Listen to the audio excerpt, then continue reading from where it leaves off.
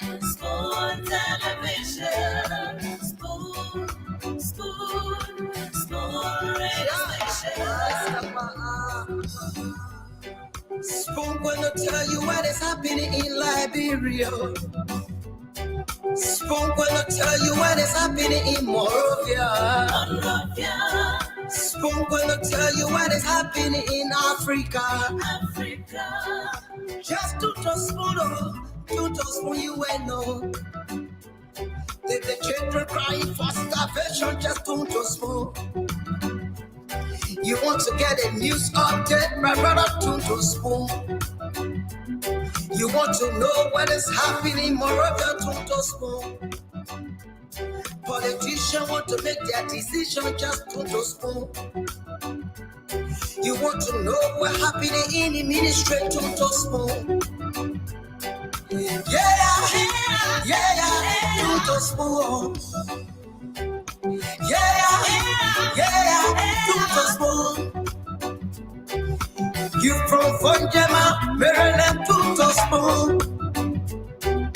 Yeah, to spoon. If you eat kebab, congratulate my brother, to spoon. You got a spoon TV, you got a spoon radio, to spoon. Yeah,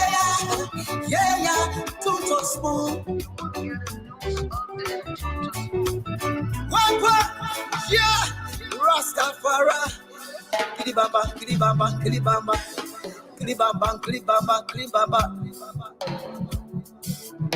What I want? This one you back today. Spoon TV. This one you back today.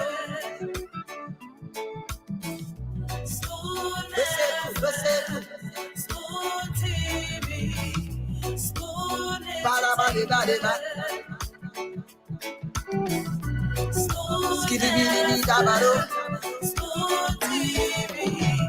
Spoon entertainment.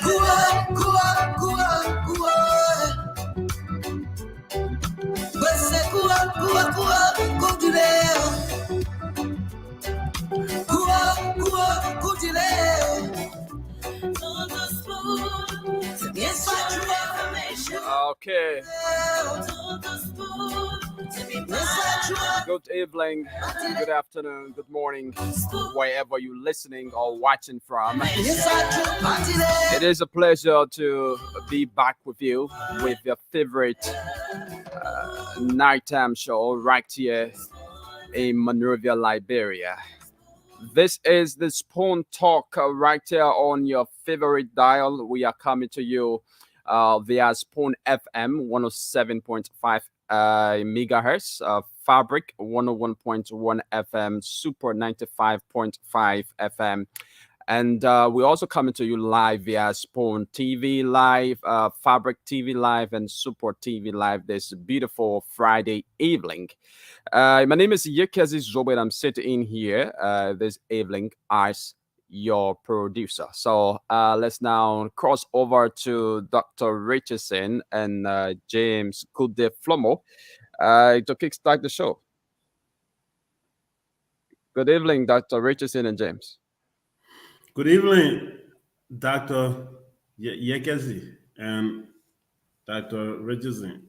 Where man a doctor coming from? And I'm gonna start doing behind close the door endorsement.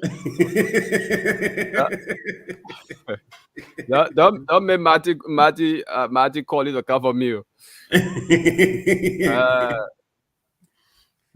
Dr. Richardson, without getting you, you are muted. The doctorate degree is like floating in the country, huh? Or it's just for free? Yeah, Nimba people, they get plenty men and a doctor in Nimba. Well, some of us work very hard for hours. Robert Kapu, so you call me Dr. 6 p.m. I'll take it. I'll take it, Robert. That's funny. So, how you guys doing today? Yekezi, how are you doing? I'm okay, Doc. I will be doing fine as well. I'm doing well. It's kind of dreary out here today. I haven't been out, but I understand it's cold. I'm very excited. Yesterday I wasn't here. I had a Kumba Justina Kate. Yeah, some doctor 6 p.m. You're not giving new name, huh? That's good. At least that name is better than the other name. But you can call me Doctor Inflation or Doctor Cognitive Ability. Yeah, so Doctor Wadi. Doctor Inflation, Doctor Cognitive Ability. So not add Doctor 6 p.m. And exactly, I get one friend at how she can call you. Really? Don't So mind I'm it. like, every day, leave me. No, I don't mind it. People have to. Having a sense of humor is very healthy for us. Sometimes we take things so seriously. There's Yeah. a time, there's a time for everything. When I'm in the classroom, when I'm in session with clients, I'm very serious. We have a lot of tragic situation in our country, so laughing a little bit can help. But anyway, what's going on? I'm still laughing because I'm looking at it live here. Everybody like 6 o'clock tonight. You guys getting the time. I'm happy about that. So we won't be here today until 6 o'clock. If um, the CEO, Mrs. Connor, if she's willing, she would let us go at least to 6:30. But the goal is to discuss Ennis Matthew. Today is the third anniversary of his death. So we're going to be discussing that when former Minister Fargon comes on. He's going to give us a little bit of just series of events that led up to his death. Some of it we are familiar with, and some of it will be news to us. And then we're going to have Councillor Jerome Verdier come on and reflect on the experience. He's going to give us some theories. He's going to theorize, and you hear me well, theorize. Okay, when a theory is many times not proven, it's just a theory. He's going to theorize about his understanding of the death, and then we are going to have some other discussions as to, how does these unsolved tragic events in our country, how does it impact Liberians in general? How does it impact our well-being? How does it impact the security sector, which is one of the most area impacted? And then what do we go from here? What do we do? Where do we go from here? We can't be stuck. We got to find a way. We got to brainstorm. We got to find. We know the problem. I think we sit here. We talk about the problem all the time, but we need some innovation solutions to the problem. So that's kind of what I think we'll be doing today. This is your station, Liberia. You need to be involved in the conversation. You need to be very informed about what's going on in our country. And so when October 10th roll around, and after October 10th, you can be a part of the conversation in terms of how to make Liberia a better country. So Yekazi, I'll ask you what is on your plate for today. What's been in the news? You can let us know, and then we're going to move on to James Goodday. Okay. Yeah. So today, the former Chief Justice of the Republic of Liberia, alongside some occupants of a home, appeared at the headquarters of the Liberia National Police. As you may know, on yesterday, the police invited the former Chief Justice to their headquarters today at 10 a.m. Stating that if the former Chief Justice and those named in the press release don't appear, the appropriate legal actions would have been taken against them. But the former Chief Justice and her family members today appeared at the headquarters of the Liberia National Police at 10 o'clock, and they went indoors where the media, the press, were not allowed to enter. It spent several hours, and she came out alongside her legal team at about 4 hours. So they spent a lot of hours at the headquarters of the Liberia National Police for questioning. But when she came out, she spoke to the press, and she particularly spoke to report that she's not been cooperating with the Liberian National Police investigation into the attack against her home As you may know, last week, Tuesday, when the Police Inspector General Patrick Sudu appeared before the Liberian Senate, he stated that since the attack on the home of the former Chief Justice, she has refused to cooperate with the investigation, though the Inspector General's statement is in contrast to their previous press release, because the day after the incident at the home of the former Chief Justice, they released a press statement quoting indirectly that the former Chief Justice spoke with them, but when he appeared at the Senate, he said another thing. So the former Chief Justice made a clarification today at the headquarters of the Liberian National Police. She said she has been cooperative with the police investigation. She had not refused any investigation from the police. She even said that following the incident, she visited the Minister of Justice, and of course, they've been, having some interview with her. So she clarified that today, and the questioning continues. According to the police, the questioning continues. She will be indicted again when they need her, as well as Valitali, and the other folks who were indicted of recent at the police headquarters. And also several officials. This actually happened yesterday, but it's not going wide like that. Several officials of the CPP from Nimba County. The CPP comprises the ANC and the Liberty Party, now a fragment of the Liberty Party.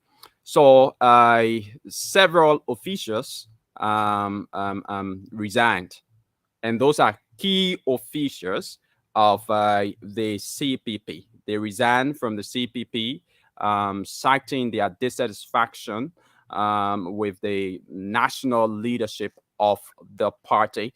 They cited several reasons, but just to point out a few of the reasons they cited that Honorable Alexander B. Cummings and his leadership bring people to serve as experts to control the campaign process in Nimba without any sense of recognition to the county leadership, rendering them rendering their efforts useless. They also cited the refusal to recognize the party leadership ability by the standard bearer Alexander Cummings and his leadership. They cited the standard bearer and his leadership failure to manage the internal crisis in the CPP, especially in Nimba County. They also said, considering the high level of bureaucracy within the CPP, which has increasingly deepened existing problems in the party instead of solution, it is therefore clearer that Mr. Alexander Cummings believes in the class system, and many other reasons they cited for their resignation from the CPP. So, specifically 10 officials of the Nimba County leadership of the CPP resigned, including the finance officer, one Benjamin Zumba, Marie Diakei, the chairleader of the CPP there in Nimba County, Lawrence Nkopo, the vice chair for administration of the CPP, Takbo Walker, the District 4 coordinator, and the youth chair and other district coordinators of the CPP resigned on yesterday. So this is a big blow to the CPP. And see, before you move further, I have a letter here that I'd like to read just to clarify the situation regarding the CPP. There's a press conference that I have to read here that was dated March 3rd, 2023. It says the attention of the Nimba chapter of the collaborating political party has been drawn to a social media video announcing the resignation of some of its executives. So it's kind of speaks to what you said. Some resignation happened. Some of the names mentioned in the statement have been I'm sorry, I just got distracted by a text that come. Some of the names mentioned in their statement have been have been reached to the leadership of the Nimba County to inform them that their names have been fraudulently included. So some people were reached and they informed the leadership that their names were fraudulently falsely included and announced without their consent. So some of the names that maybe perhaps you are reading are saying that they didn't put their name on the resignation list. Additionally, the Nimba chapter wishes to clarify that Mr. Josiah Ware and Maury Dakoyi are not its youth chair and chair lady, and Mr. Edwin Dopu Jr., Madam Reverend Felicia Famule, and Louis Duoto are the youth chair lady, and co-chair lady of the Nimba chapter of the CPP. As we welcome new members and supporters into the fold of the CPP, the Nimba chapter of the CPP is aware that there will be alignment and realignment heading into the October elections. We therefore will continue to open Nimba chapter to more new members and wish those who have resigned well in their new alignments. Meanwhile, the Nimba chapter is requesting the resigned persons to immediately turn over all assets of the CPP in their possession to Mr. Roger Goklio, logistician. Finally, the Nimba chapter is proud to report that each day it is growing in strength and capacity. This continues to increase confidence that the CPP will win Nimba and win massively in their October polls. Real change is coming. Liberia deserves better because together we are stronger. So they're saying that the names of people, I know you said there were 10 people who accordingly and reportedly resigned. Some of those people, the CPP reached out to them. They are saying that the name was fraudulently put on the resignation documentation without their consent. So I just wanted to add that to your news. That statement are damage control. Okay. Yeah, I mean, it's good that I will talk about it. I guess you go ahead. Yeah, it's good that the CPP had responded to that.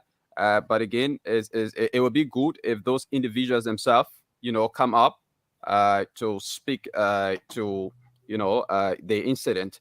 And also today, on yesterday was considered or pronounced as International Women's Day by proclamation of the President of the Republic of Liberia. International Women's Day is usually March 8th. But March 8th next week on Wednesday will be a national holiday. So the day was celebrated earlier than it's supposed to be on today. And of course, women from various civil society organizations, from the government,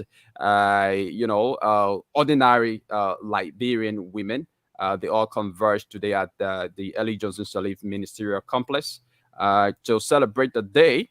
And there, the President of the Republic of Liberia was present.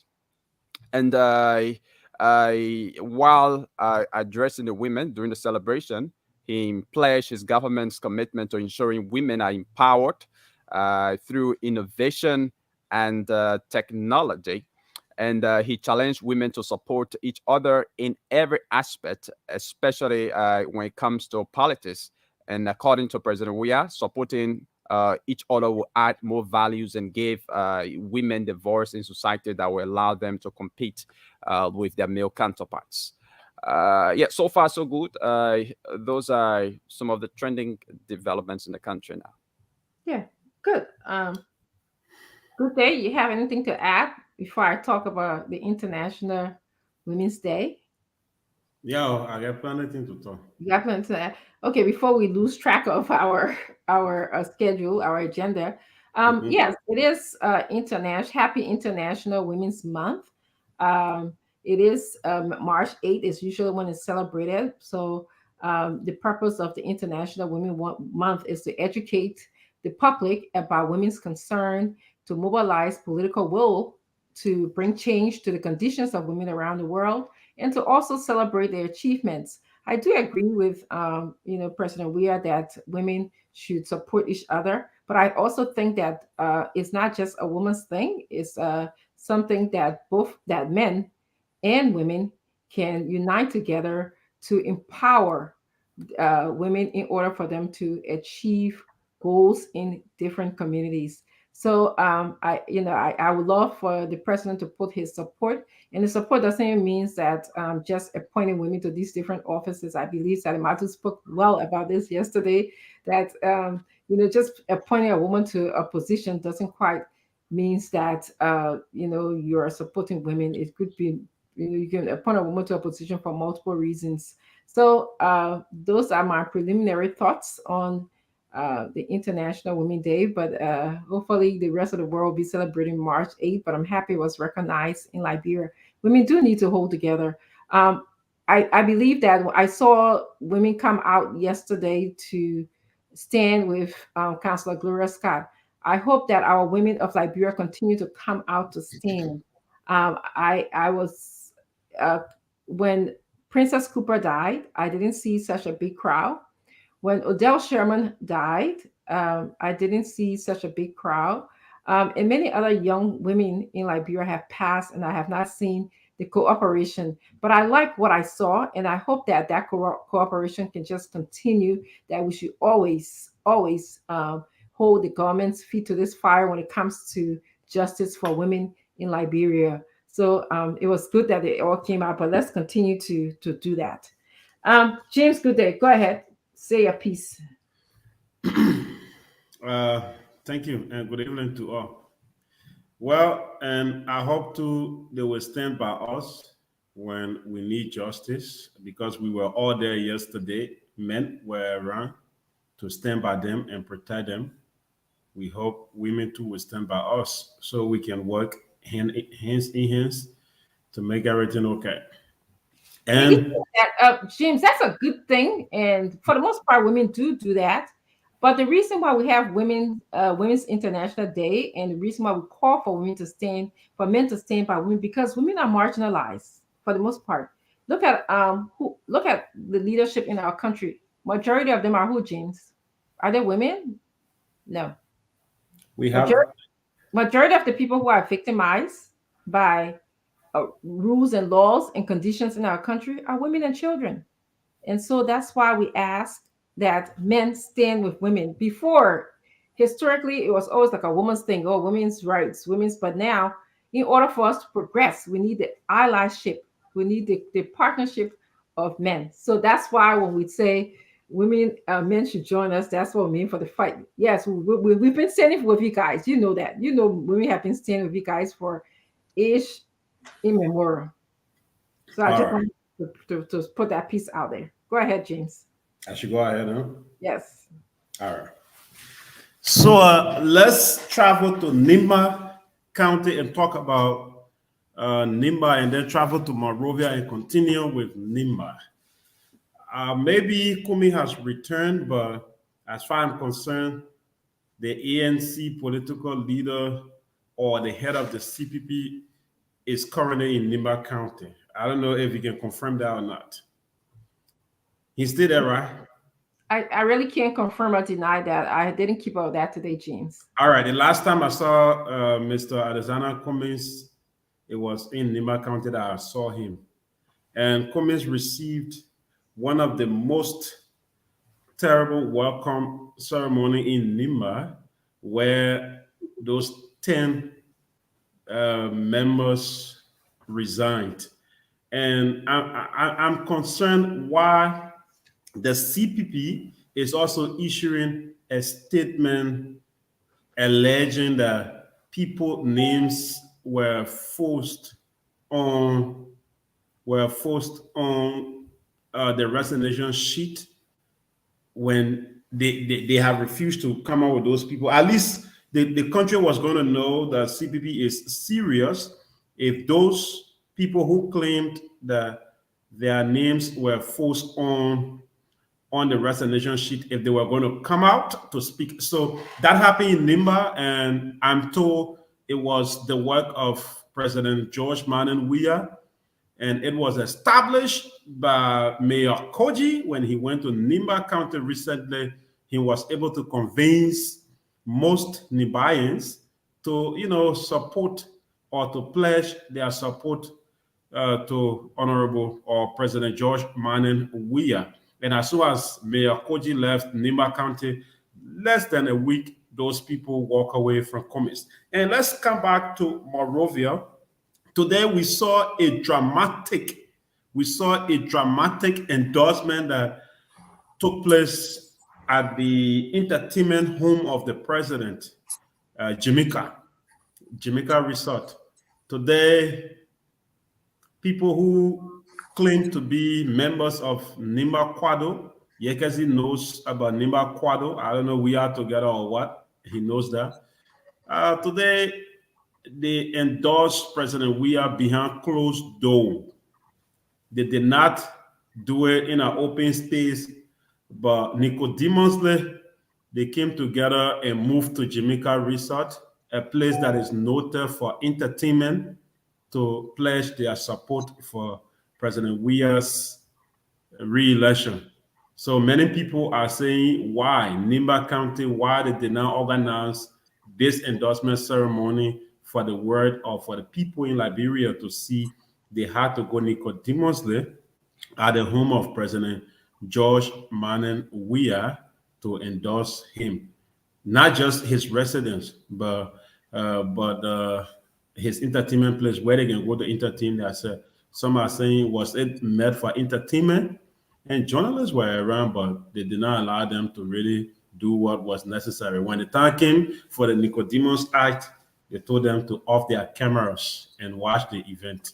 So they had to go off, and then they declared their support. And I'm told they will also welcome President Weah in Nimba County in the coming weeks or months. That happened today. So now, and Nimba Quado, I'm told, is the biggest organization in Nimba County. Yekesi can disprove or speak to it later. He's from Nimba County. So that happened. That is the biggest news event that happened today, where it happened behind closed door. The watchdog was there, but the watchdog did not watch over that event. It had to happen the way it happened. Good. Thank you, James. You raised a good point, and I want to welcome Hassan Bodyguard to the program. I guess he also thank you too for the news presented. You raised a good point about, and I don't know if this is how it's done in Liberia, where if somebody says I want to join a different party, then they have to come out and basically support or endorse that party.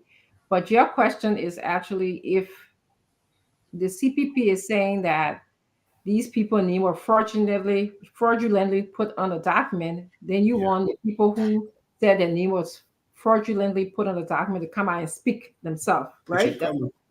Yeah. Okay. That point is well taken. And also the other point is, if I'm going to endorse, why are people Nicodemously endorsing George Weah? I don't understand that part. That is the question we're asking. Why? If you claim that you have control over Nimba County, why should you Nicodemously go to the home of the president or to an entertainment spot and endorse him? Why? So in the same light, the people who endorsed him, if they can come on and speak to us too, we'll be happy to hear their point of view as well, right? Yeah, partly we saw them when it was not time for the endorsement. We carried them live a little bit, but sometimes we had to go off, and then the endorsement took place. And after the endorsement, then they spoke to the media. What did they say to the media, James? President Weah are the best man to lead Liberia, and they will do everything they can to make him president. Oh, okay. That's good. That's good. Well, I want to welcome Salimatu here today. Salimatu, happy International Women's Day to you. Same to you. We are celebrating all month long. Yes. I want to tell the rest of the men. Actually, I feel bad not celebrating Happy International Women's Day to the men as well, because you guys are such an instrumental part in empowering women as well. I think it's a partnership. Okay, so we're just going to start until the rest of the panelists join us. I believe Yegasi and Kute, are you guys, are you done giving us the news, or is there anything I'm missing? Can I move on now, James? Okay, they're not paying attention. Anyway, I can't. You are muted. Sorry. I'm saying I'm done, but later, if you want to listen to the people after the darkness endorsement, they came to light, you can listen to them. But James, I'm confused because one minute you're saying that people came out and spoke to the media. They said that President we are the best person to lead Liberia. Then the next minute you're saying that people are talking in darkness. They were straightforward though. They told us. I mean, the endorsement took place behind closed door. And after the endorsement, when they came out, the journalists talked to them. The media talked to them when they came out. Okay. I think I get it. So when they were actually officially telling George Weah that he's the best president when they were having a ceremony, nobody saw that one. But then when it came out, okay, I got it. Okay, so Salamatu, and actually we'll start with Fadiga. You guys, you can give us your opening thoughts, opening remarks, and then we're gonna move on to memorialize Ennis Matthew. Today is the 3rd anniversary of his death. Minister Fagon will be able to sort of lead us into that conversation of Ennis Matthew death. And then also we are hoping to have Councillor Verdier join us by phone to theorize on what he thinks happened based on the documents that he has, because I don't want to say evidence because that entails a different thing.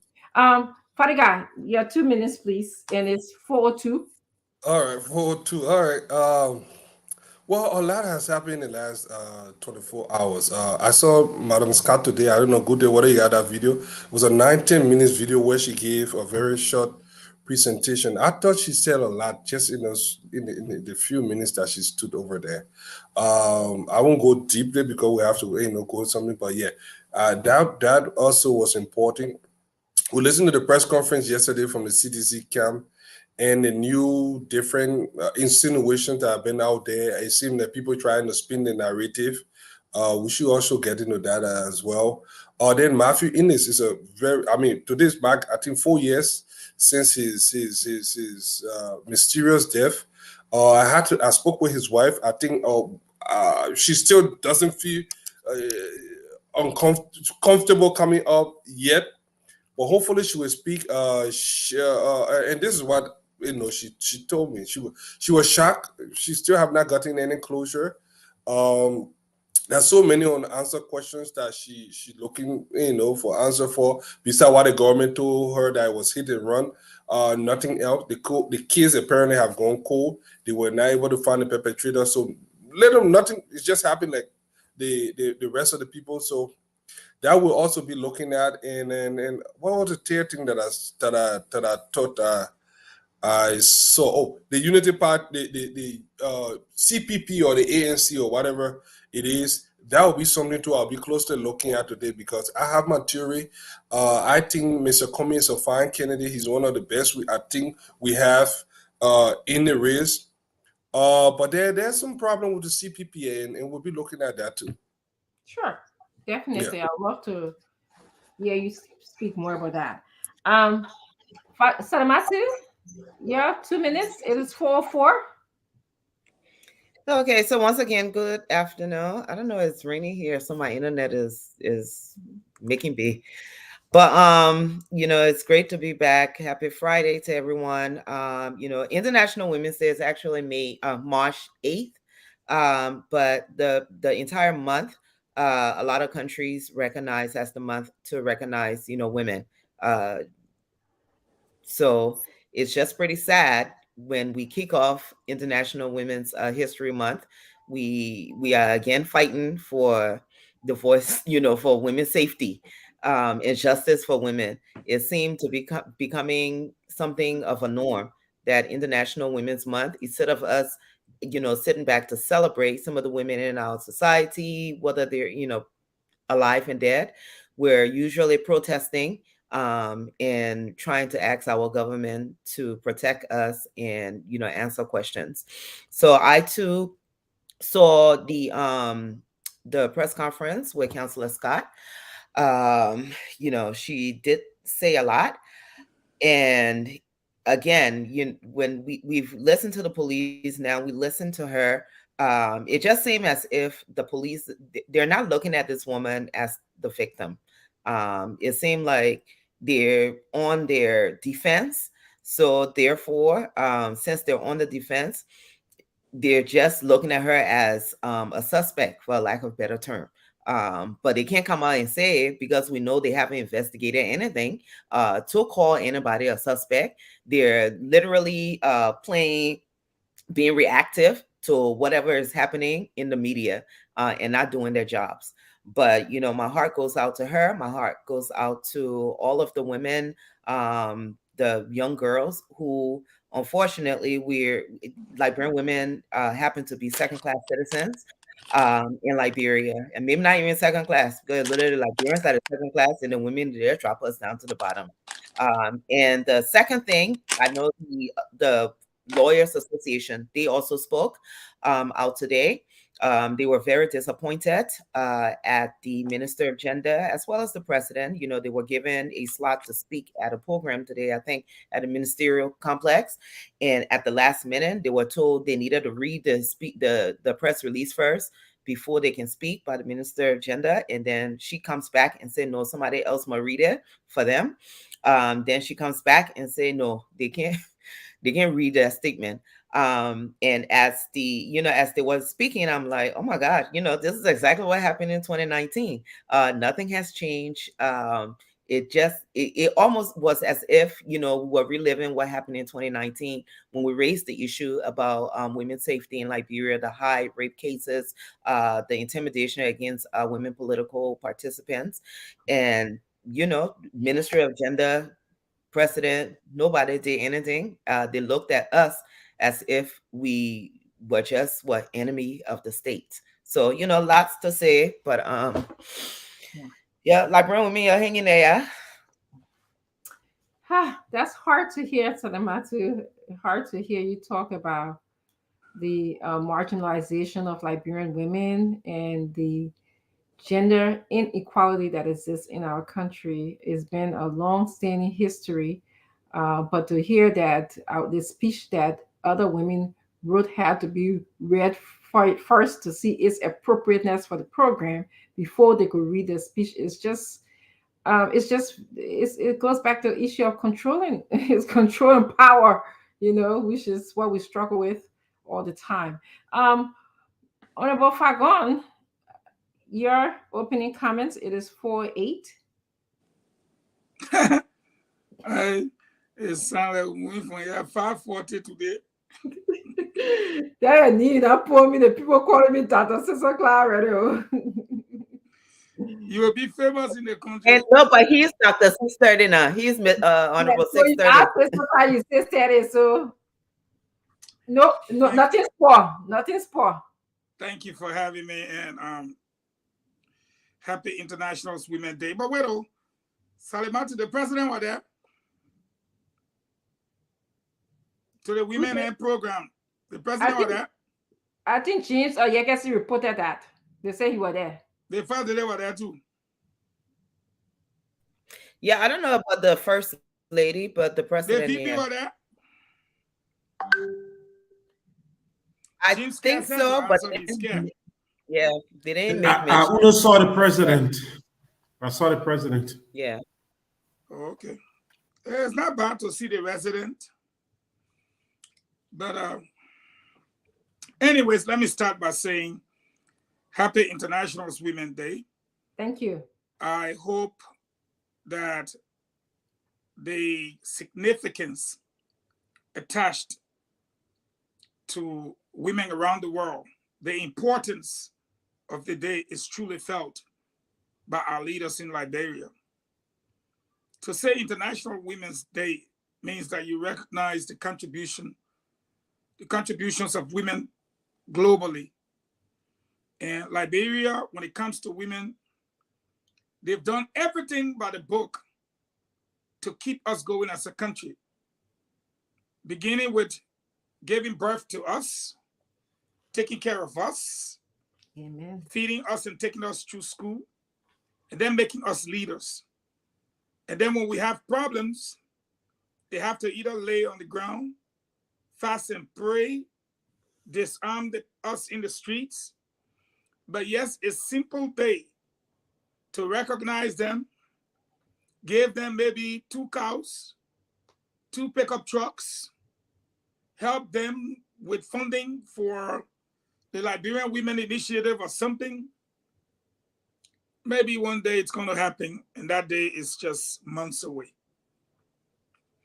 But let me start by saying, after watching Madam Gloria Scott today, honestly,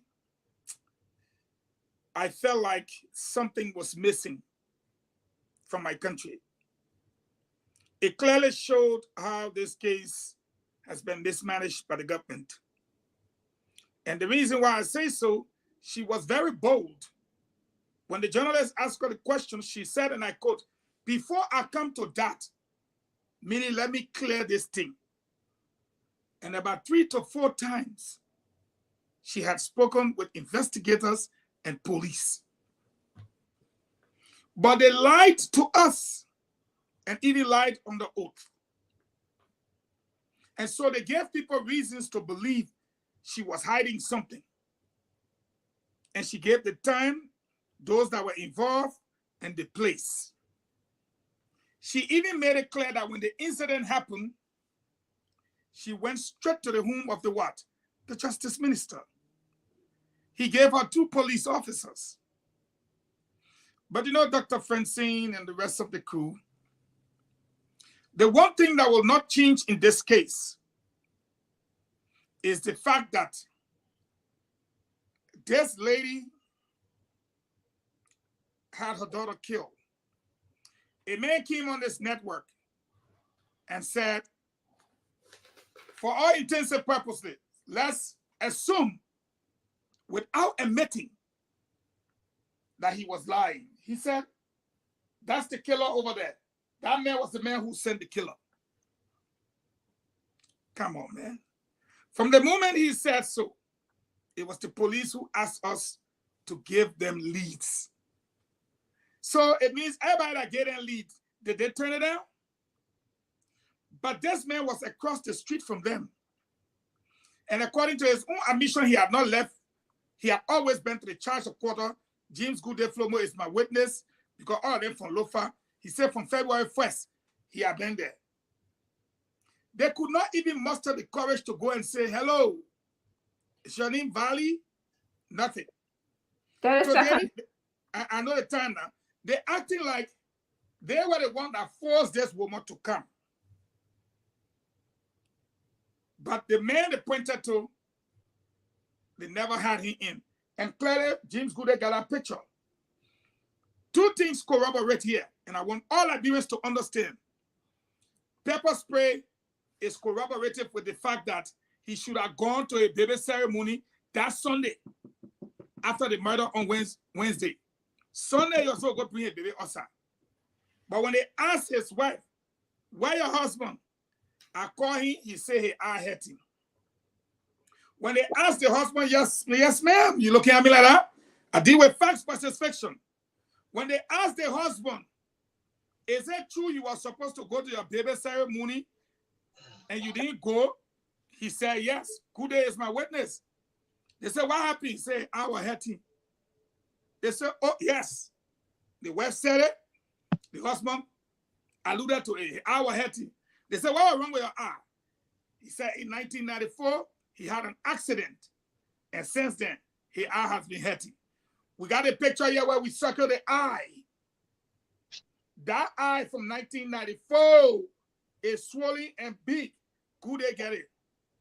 So, I just close before you say, Fagon, we're moving from here 540. But I will say this. The heavy rain came. It didn't follow your bucket. Salimatu brought bucket also. It was raining. She brought bucket. It didn't fill it up. That it due in December falling. she opened her B reservoir. It's okay. Wow. When the thing happened, they say, yeah, they kill her there. You didn't go there. Now everything feeling evidence destroy everything. You say you carry the woman to a house to reconstruct crime scene. I think that Faduka brother will go with your phone a police place here somewhere. So thank you. And we're going to hear more. My thoughts briefly, and I also want to welcome Mr. Warzy as well. You know that you got a new haircut. Yeah. Okay. Thank Very, you. very observant in those ways. But thank you for being here today. We'll come back to you. I just wanted to just give my basic discussion thoughts about this case. I'm actually glad that we brought this case to focus, brought this case to a point of discussion on this show. Some people might argue, why are we discussing this case? There's other things going on in the country. But imagine if we were not going to discuss this case. It would have been another cold case, as many of the other cases that we have. What we have done so far, just for the Liberian public to see, we exposed the incompetency of the Liberian government. That's a word that Mr. Fadiga likes to use a lot. I too like to use that word a lot. We exposed the mismanagement of this case, as Mr. Falcon just said, and we exposed how our security sector in the country is in trouble, serious, deep trouble. We heard so many stories. There was inconsistencies in the story that the police said, and today has been verified again in the story that Councillor Gloria Scott is speaking about. And we're looking at things that will contribute to better security in our country, like electricity. You'll be surprised how, if our country was electrified, I think that was going to at least help to secure Gloria Scott's home. She may not have to lock all of those gates that she had up in her home. She, at least people would have seen something. Although we have not heard what people have said yet, but I think electricity does decrease some of our insecurity problems. I also want to say that I hope that as they speak to Councillor Scott and her children, they should be very sensitive to the fact that trauma can affect memory. I'm speaking from a professional point of view right now. I hope that they're not going to ask. I hope that our police investigators are trained enough to not ask her some questions like, why didn't you do this? Why didn't you do that? Why didn't you run? Why didn't you call someone? Those are all defensive interrogation techniques. Let them ask some open-ended questions. Like, can you just tell us what you remember of the situation? That's open-ended enough, and she will tell you exactly what she remembered of the event that happened to her. You're going to have to take time and wait, okay? Because when people are traumatized, they don't remember time of events. Ask her, what time did you hear the first noise out of the first breaking? They're not going to remember that. If they remember that, it's going to be inconsistent among all three of the people in the home that it's speaking to. So I hope that our trainers have some training background in how to investigate people who have been traumatized. Having said that, I think we're going to start the show. We're going to talk about Mr. Ennis Matthew. Today we're celebrating we're memorializing his death. I hate to use that word, celebrating. Some people say celebration of life, but in this situation, I don't think it's appropriate. I think it's appropriate to say we're going to memorialize his life. But before we do that, let's go to Mr. Warzy. Mr. Warzy was on fire yesterday. Where's Mr. Pee-wee? He ran away. Mr. Pee-wee is coming. He just arrived at a new home, so he's trying to settle in and then join. The man ran away. I declare. Tell him to hurry up. We are here. Mr. Pee-wee can never run away. That one would defend him. No. He was attacking. So now we are here. Yesterday I was moderator, so I had to defend myself today. So, okay, we're going to go to Mr. Warzy, but I just want to let us know that we're going to have a friendly, engaging conversation here. Everybody's going to be free. Don't be scared. I'm not scared. I'm just helping the dialogue. I'm just putting the dialogue to a place where 6:30, we're running it. Yes, we're running there until 6 o'clock. 6:30, we'll see. Okay, Mr. Warzy, please go ahead. Well, thank you so much, Dr. Francine Richardson. You know, I like that name, Francine. It sounds like Italian or French name or something like that. French. French. Okay, that's nice. Learning French was a difficult thing for me, you know, during my school days, my high school days. Was your husband an army man? Jack came by last night. Last night he came by in the country. No, I'm just. I like you. Yes, Papa, thanks. You know, yesterday we had such a wonderful time picking up. I was so happy that he was back. If you see a little glow on my face today, that's why. But go ahead, Mr. Wazzy. And all right, so let me say to Mr. Richardson, welcome back home. At least the moderation is going to be super heavy today. I thought was it a matter? I'm a man looking for a friend straight. Yeah, I want to say. Okay, so let me start by first of all, as usual, commending all of you, my colleagues on this intellectual platform, and a lot of things are happening back home. But quickly, before I go to the to my introductory statement, let me just say to the public, to citizens back home, that I'm on this platform not to denigrate government and not to also shower undeserved praises on people.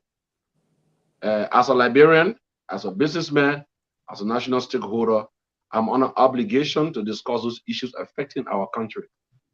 I'm a supporter of President Awia. Everybody knows that. I am a seditious.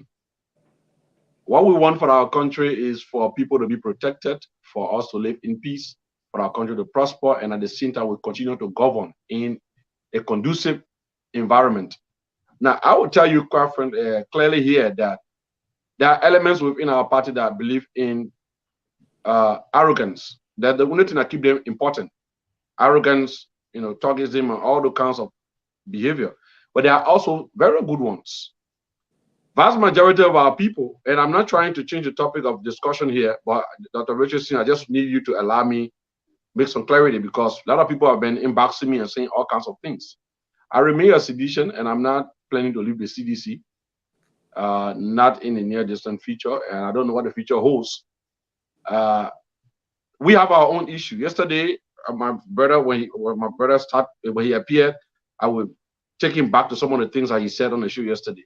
So now that he has not come, I will not jump the gun to start attacking, but I will wait for him to come so that I can say it to his face. Good number of our people back home are concerned. A lot of citizens are not speaking. A lot of citizens are suffering. And I know that very well.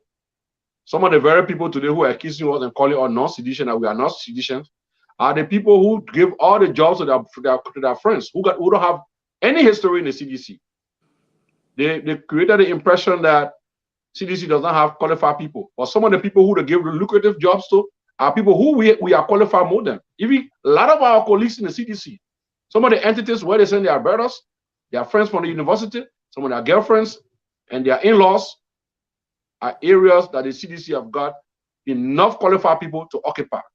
So that the continued act of desperation, the continued act of hypocrisy is one thing that continues to undermine the CDC. And I like when I hear Fadiga using that term, like the hypocrisy, in a serious way. So I just wanted to set the record straight for those of you who are running with all these pocket-sized propaganda, the chiche pudekan and stuff. I don't dance to those kinds of things. And we are on spoon to discuss the issues affecting the country. We do not have personal issues against President Weah. And President Weah knows that, and that's why he's open to people like us. So people around him are the one that are causing the problem. They are the one who give all the jobs to their friends, all the lucrative positions. They are the one controlling the whole sector. They have people who they send there. They are the one causing problem, not us. You see me here in America, inboxing me and telling me all kinds of things. Okay. As it was the government that sent me here. No, I've been here before the government came to power, and we've succeeded in establishing our businesses. So we owe our businesses money back home. For example, make sure that you pay our money. That's all we want, so we can pay our staff and settle our debts. Okay, Mr. To prosper, we need a better country. That's all. Thank you.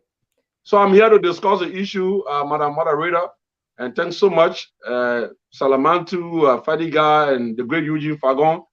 I'm here, your humble servant, to discuss the issue. And Pee-wee, good day gonna be a backstage to beg Pee-wee to come. We're waiting for him. That's why you going for. Look, So the men are ready for you. look, They brought it in. look, look, guys.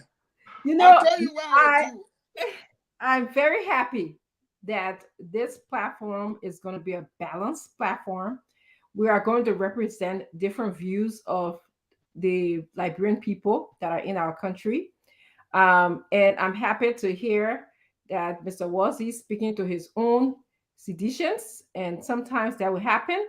When we criticize the government here, it doesn't mean that we hate the government or we hate, and even when we criticize a political party, whether it's CPP or whether it's Unity Party, it doesn't mean that we hate anyone. What it means is just we are thinking and we have an opinion about what is happening in our country, and we want a better country. So thank you, everybody, and please join the show. We want you to make your comments. Tell us yourself. Express yourself. That is exactly why the comment section is for. All right, we're gonna go on to Mr. Fagon at this point to please give us take us down memory lane a little bit. I believe was it 2000? But when did Ennis Matthew? I had 2019. 2019. Okay, great. Thank you. I believe, yes, I read it this morning. 2019. March 3rd. March 3rd. Take us take us down the street, walk us through a series of events that led to his demise, and hopefully, I think who's calling Councillor Brady to come in to theorize on what he thinks happened. Good Day is supposed to do that. All right. Looking up to Good Day. Okay. So, but I'm not going to make it long. It's not a story that we will kill airtime on. Just days after the report of Cole and the FIU meaning the Financial Intelligence Unit, I hope I had brought in, but we'll look for a day to bring in Alex Coffey. And yes, and the reason why I said we have to bring in Alex Coffey, not on this particular Ennis case, but we're digging deeper. Alex Coffey was the head of the Financial Intelligence Unit. Immediately he submitted a report. We heard there were threats made to him. He left the country. That's what we heard. But since Alex left the country, we don't know what happened. He's been somewhere here in the States. I've spoken with him once or twice. But this idea of the same report and the threats lingered. And so what we knew in the country was that Ennis was beside his car late hours, morning hours, probably 1:30, 2 o'clock in the morning. And a Texas ram, bang. That's what we were told. A hit and run killed Ennis. Well, we're getting some names of people who were around, people who gave their story, but no one could emphatically say it was a yellow taxi. Everyone said it was a car. Where is the car till today? The car cannot be found. Who was the driver of the car? Nobody knows. Any other information, everything remains scanty. Just like his wife told you, Fadiga. We moved on, but there were several unanswered questions. It's the same questions people are asking today. Who called Ennis? Why at about 1, 2 o'clock in the morning was Ennis carrying documents? Where was Ennis going to? Because he was not coming from. Why would Ennis disembark his vehicle on the SKD Boulevard? What was he looking for outside of his car to be hit at that hour of the morning? Was there a girlfriend, a nightclub, or whatever? No. So, when Verdier gave the narrative, we saw some corroboration. Where did we see the corroboration? It's the fact that he was hit by a car. That fact is not disputed. Whether it was the taxi, it was the blue pickup, he was hit by a car. But a lot of people say he was dead before being hit. There were struggles from his hands. And I would like to end it by saying, since that time, we found out that the pickup that Verdier talked about was a pickup that was in his yard. We've now established that corroboration that the two people he accused, Vali Tele, Mustafa Fawaz, were also linked to the pickup. Vali Tele said that it was Sheikh Sakor, quoting him, who held his hands and took him to Koji. Vali Teller admitted using the pickup. As a matter of fact, I've provided a picture of Vali Teller sitting on top of the blue pickup, the exact pickup in question. Later on in this narrative, I will give you a bizarre death of Mustafa Fawaz, the guy that was with Teller. And apparently we are told that he was accused of talking too much. When he gets drunk, he don't know how to talk, just talk. And do you know how he died? He was hit by an MCC pickup. For me, when I put this kind of information, they won't have radio. He was hit. Maybe, what should I say, they call it junction. Ellie Johnson, Sally House to the right, the party headquarters and Lone Star to the left. Oro Junction there. The pickup came from towards JFK. The car wash is to the left. I will explain later on how Mustafa died. But Mustafa, on his hospital bed, before he was picked up to be taken to Ghana, had things to say. And you don't take people from the hospital to transport them to another hospital and use the back of a pickup truck. He was picked up from the hospital alive, but he died on the way to the airport. Thank you. Okay. Thank you for giving us a brief summary of your understanding of what happened to Ennis Matthew. I'm going to start again by going with Mr. Fadiga. Do you have any reflection, any thoughts? I know you spoke to his wife. Yeah, I spoke to the wife a couple of days ago. She had reached out to me. I didn't even know I knew her from Buchanan. You know, Buchanan, we that grew up in Buchanan. Buchanan is a small town, so everybody just knew each other on a family name basis. You know, the Greaves, the Reeves, So I didn't know she or Harris, so I didn't know that, but apparently she knew me. So we just clicked right there. We spoke and she was shocked. Apparently, the first time she had any other story besides what the government told her was when she heard the revelation from Councillor Verdier. If the kids just went cold and this lady just can't find closure, one morning you just get up and they say, "Oh, car hit your husband, he died." And the puzzling thing about that car hitting thing, it's not unusual, it's not impossible, but just how many times people just hit people in Liberia and just die for hit and run. I don't think it's a very common crime, a common thing that we witness in Liberia. I don't know. What do you guys say? I've been in and out But through all the time we're there in it's not something that we hear of a lot. Most time I hear someone will see in most of the streets are congested. And these things are happening at odd hours during the night, especially when the street is clear.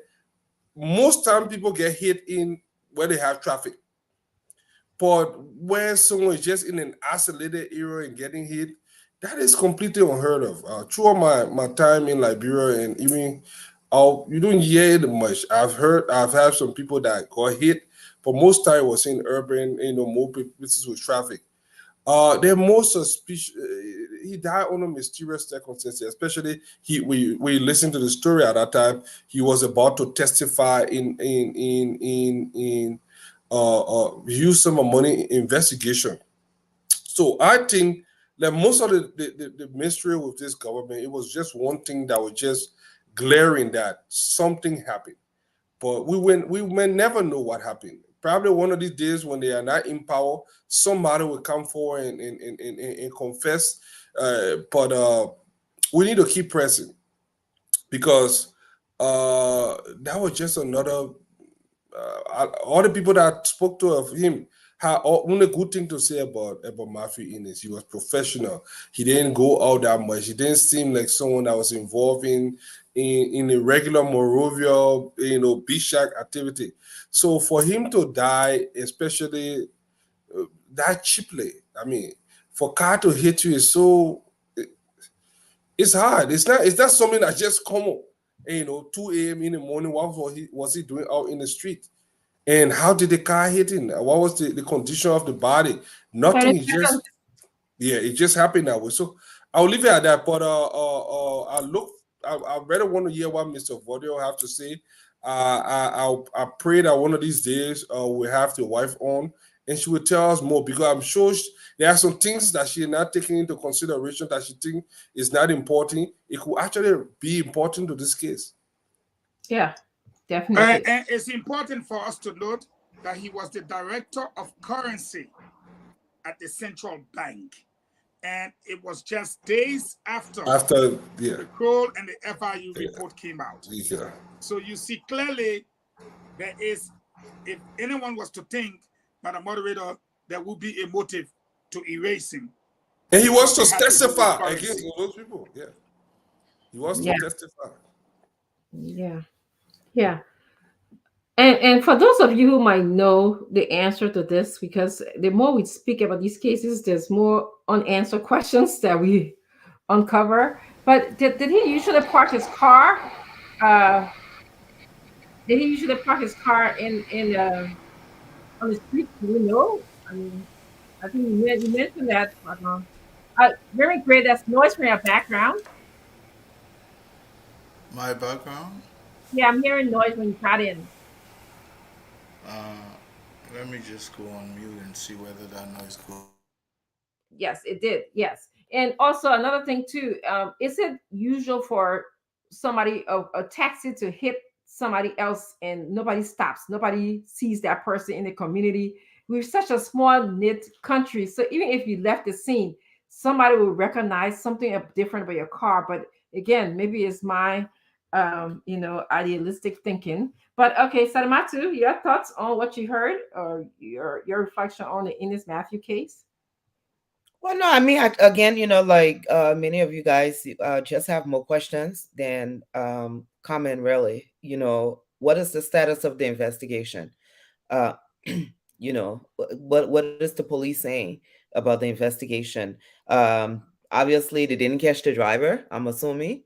Did they question anybody and why they're not, again, talking to the family, giving the family some kind of updates?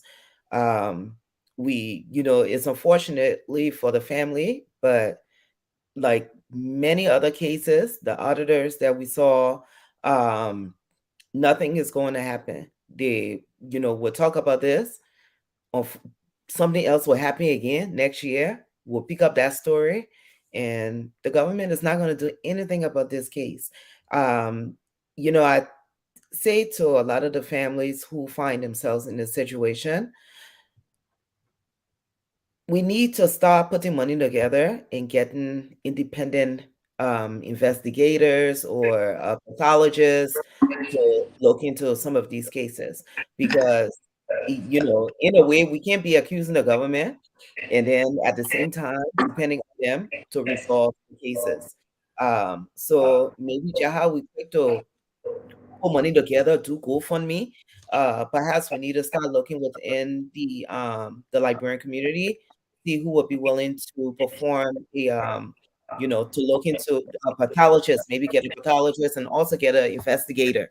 So once the pathologist, once he does his, she does his, their work, we can have an investigator to come in and Can take you over. put yourself on mute, please? Yeah. Yeah. So but nothing is going to become of this from the government. I'm sorry to say to the family, just how you have questions in 2019, you're going to have questions this year. You will have questions next year because they will not have any answers for you.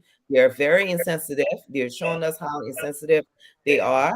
They're doing another repeat again with Councillor Scott, where when you ask them any question as the family, you become the suspect, and you become the enemy. So, would you like to know? Let it LNP contact us. What's the status of the investigation? Have they interviewed anybody? Who have they interviewed? Definitely, Sadamatu. Thank you for your feedback. I just want you guys to know that I was very involved in the Odell Sherman case, and we did raise money to send a pathologist to the country. I think his name was Roger Mitchell, if I can recall correctly. And he came back and said to me that a pathologist alone is not, and I'm glad you included the investigator. He said, I can only answer a certain question here. I can answer the cause of death. But I had less specific recommendations for the police department and the detective department to take samples, DNA, and to also do a diagram of the situation in order to add to my report, in order for it to be a more knowledgeable or more comprehensive report. He said a pathologist alone doing autopsy. Everybody in our country, we think the answer is just autopsy. Is not it alone only. So that was an eye-opening and learning experience for me. There's a whole lot more into the investigative part that can answer questions for us as compared to the pathology part. Okay, I'd like to also now welcome Mr. Wazzy. Mr. Wazzy, your thought on Ennis math case?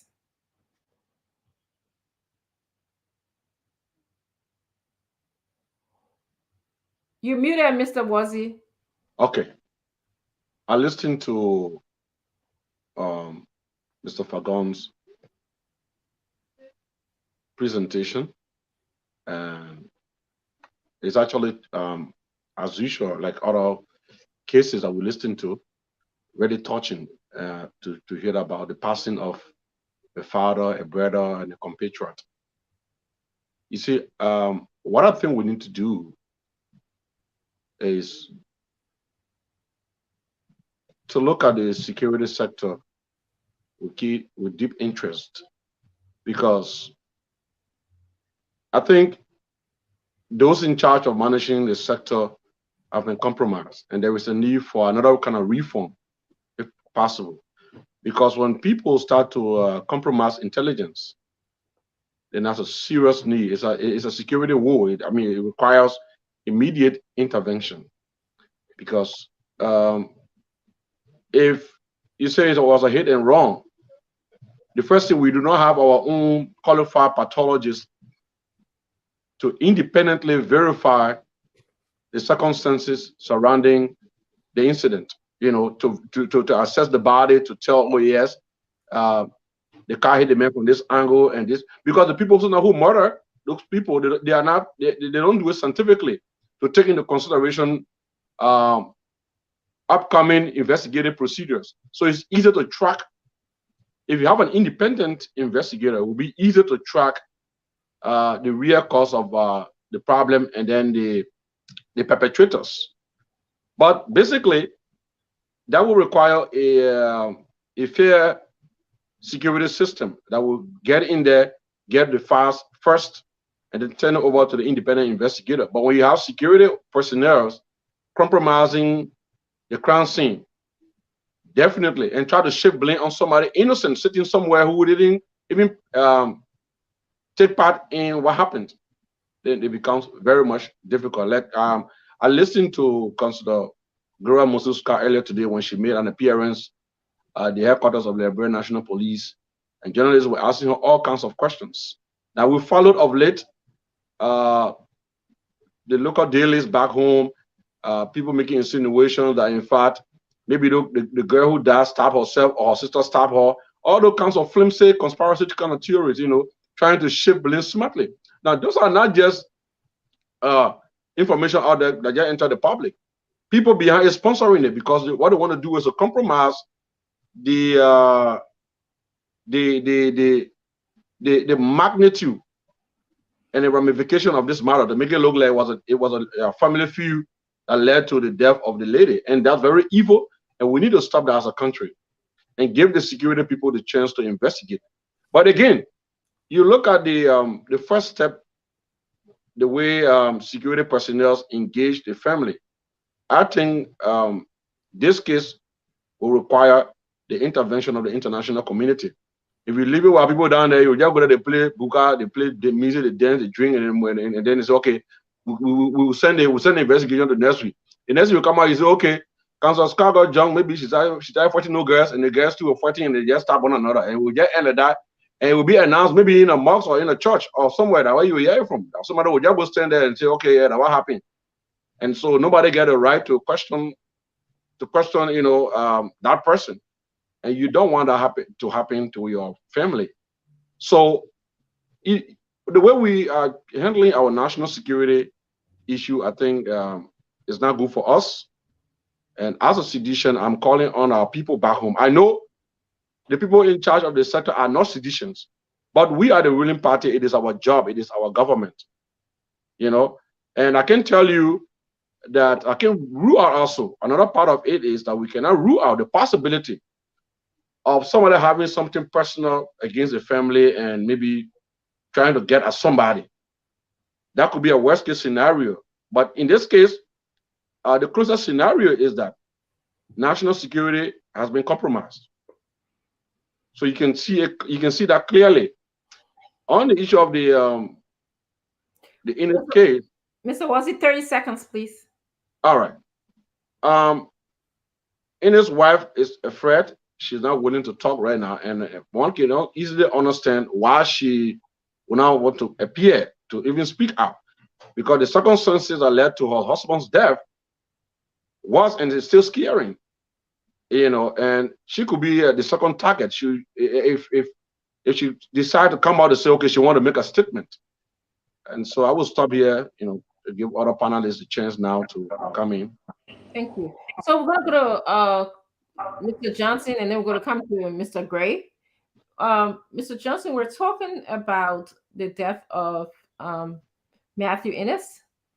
Can you please share your thoughts about? Yeah, thank you. And good to see everybody. Greetings to our audience out there. It's very interesting. And there are two things going on here.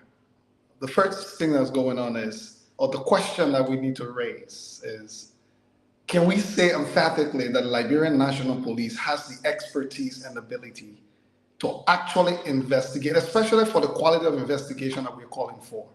Now, I don't have the answer. I don't know the extent to which the Liberian National Police is equipped to actually do some of the type of investigation, because when you look at the nature of some of the deaths that we're talking about, there's forensic involved, right? There are all kinds of things involved, like Dr. Chinaway Richardson was just saying that when the pathologists talk to you, for them to do their work and answer the type of questions you have to answer, it's not just going to take one type of expertise. It's going to be multiple expertise coming together to paint a picture of exactly what happened. And I keep asking this question. I'm trying to move away, to be honest with you, from the place of accusations and allegations, because what we've been left with, unfortunately, is to be in a space where noise coming from your background. From a background, I don't hear. There's no. Is it okay? there's some. Am I here? Is it just me, or is anybody hearing some kind of? I'm hearing it from you. I'm hearing that noise as well. Okay, let me. Okay, let me mute and see if it is me.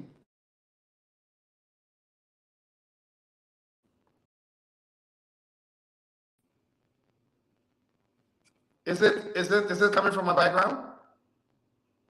All right, so maybe I can go out and come back in if it is still happening here. Yeah, there is that static. You need to turn it off and probably put Okay, it back. let me go out altogether, and maybe that's why I can come back in. I'll go out altogether.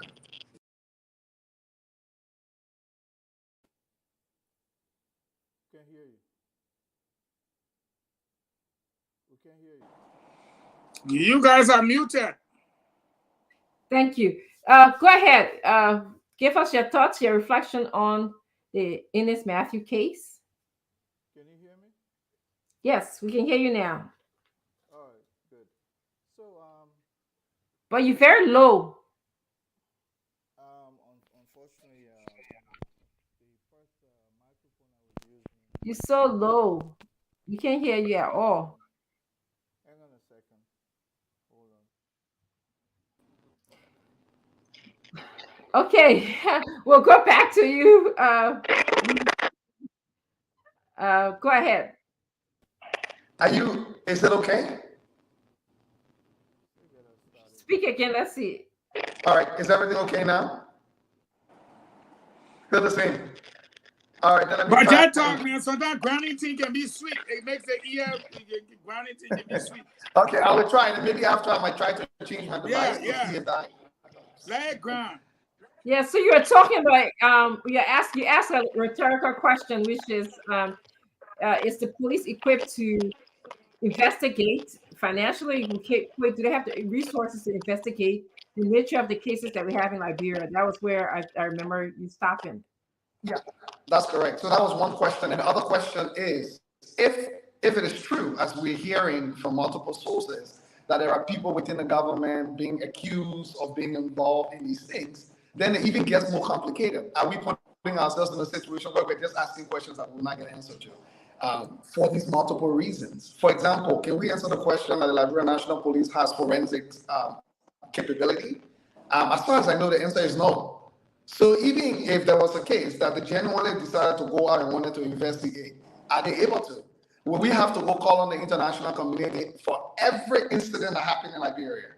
I mean, we've seen the Liberia National Police handle some crime scenes before on social media. And I mean, their own cases, the last time when the weapons were found, right? And they had to display the weapon, we saw people wearing one hand glove and the other hand no gloves. So the question becomes, why are you even wearing gloves when the other hand has no gloves and the other hand has gloves on, like in public glare? So I say that and I ask these questions because I'm worried that even if there is any genuine approach to want to solve these problems, do we have the answer?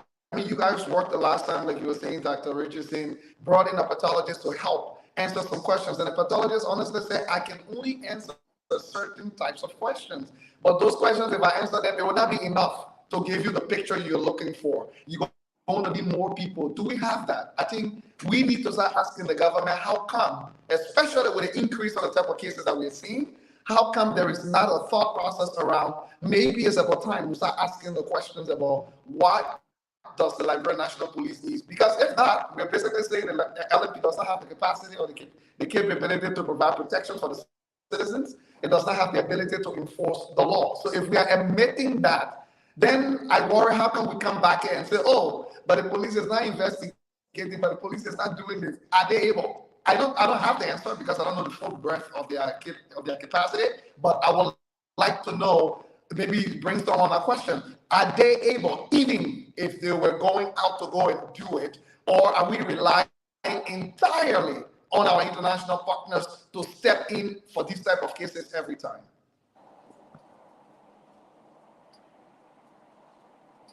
Mute.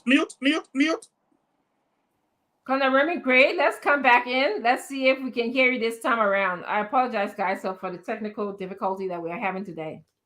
No, Leo just need to plug his microphone in good. Today's a loaded day. Am I still low? Yes. I'm low.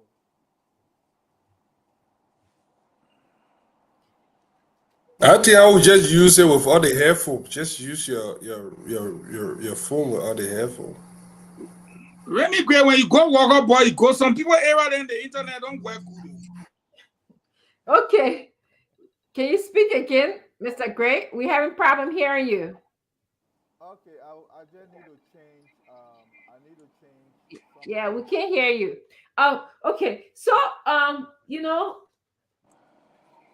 Leo asked some really, really awesome questions. It is possible that we have a country with a police and security system that is just unable to solve murder cases in our country. We have to come to terms with that. Or we have to provide solutions to making our security sector better to be able to address these issues, because this is a life and death situation. So That's it. is it true that that the police Is it my turn? no, is it no, it's after Afalika. Is it true that it are not equipped, or is it they're incompetent, or is it um you know yeah, It's a, I think it's all of the above. Uh, there shouldn't be any reason. One, our police was trained by international police, people that came from the U.S., different countries. We should have had the problem in Liberia is not even about competence. It's not about people that knowing the job. It's about who know you and who got that proximity to the power that be, and that's how you get job. It's not about who applied himself, who is competent. I think I work back in the days. I worked in the police. I worked with the FBI, and I know for a fact we had a lot of CC investigators. We have people that they may not. They have people. I refuse to believe that we do not have even looking at diaspora. There are so many competent librarians that are crime scene, that are pathologists, crime scene. So there is no shortage of knowledge within our community or our environment. Librarians all over God, librarian, I'm hearing myself. Yeah. So my thing here is just for what Leah was saying, I don't think it's about incompetence alone. With this case, we know that it is shady. We know that there he died under mysterious and suspicious circumstances. So I think it's deliberate. Another thing again, we have seen incident where the crime scene is contaminated. In that sense, you will know that probably is incompetence, that they do not know what they are doing. But the reason is the right people are never given a chance. We got people that got no business being in some no area there. Look at Patrick Sedu. I mean, the incompetence of the guy is so glaring that he should have been gone like yesterday. Can you imagine if this head? I mean, I don't know his background. He may have been in the police for some time, but his articulation, he doesn't seem to have any knowledge of anything that he's doing. So just imagine this man presiding over a police with minimal resources. The police have turned into a partisan police. So we're not getting enough because it's so the problem is so scattered and all over that you don't even know where to tackle. But like you said, it's a little bit of incompetence, a little bit of putting not having the right people in place. But there is no shortage of competent librarians out there that could actually fill in that void. So if it is not happening, I think it's by design. People want it to be that way because they do not want to find solution. Because the solution will lead to a lot of things.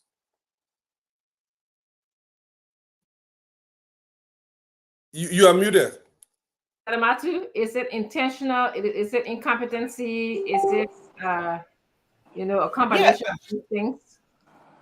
Yeah, we talked about this last week. I think the whole idea of the police they don't have the resources. We agree. There's no secret. Our national budget every year we have in shuffle. So we know they don't have the money. The problem is not just the resources. The problem is that they don't want to know. They just don't want to know. They don't want to know. They don't care to know. When you are driven by money and power and not by passion for the job, you will never get the job done. There are people who are thrown into agencies who didn't have the money. They get there and they try to look for innovative ways to survive. You know, the police don't have the money. What the national fishery, the young lady that's there, no matter how you feel about, no matter how you feel about this government per se, this is a young woman who went over there and made it work. She made it work. The national budget didn't take a bigger chunk of money and decided, oh, we'll give it to her because she's there. She went over there and she made it work for her.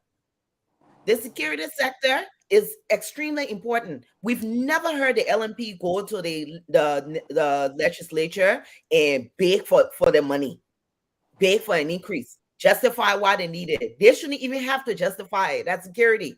I mean, unless I never see it, I don't see it before. Unless somebody else not see them do that.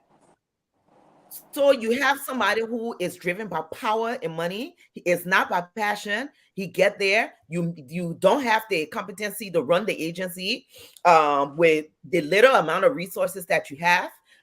You don't want to ask for help because, like Hassan said, if you ask for help and you resolve the problem, a lot of these people will not be in those positions.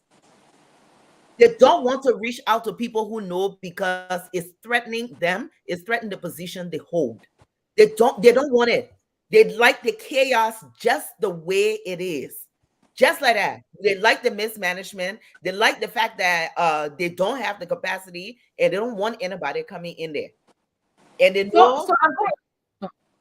I want to throw this question out to you and to everybody else who's following you.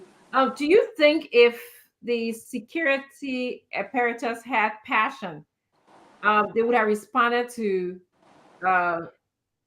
Miss Gloria Scott's case early on? It wouldn't have taken 2 calls for them to somehow, show up. They would have at least responded to even Ennis Matthews' case much earlier. I don't even know who took him to the hospital, but apparently, the manner in which you were taken to the hospital did you think it represented compassion? So no.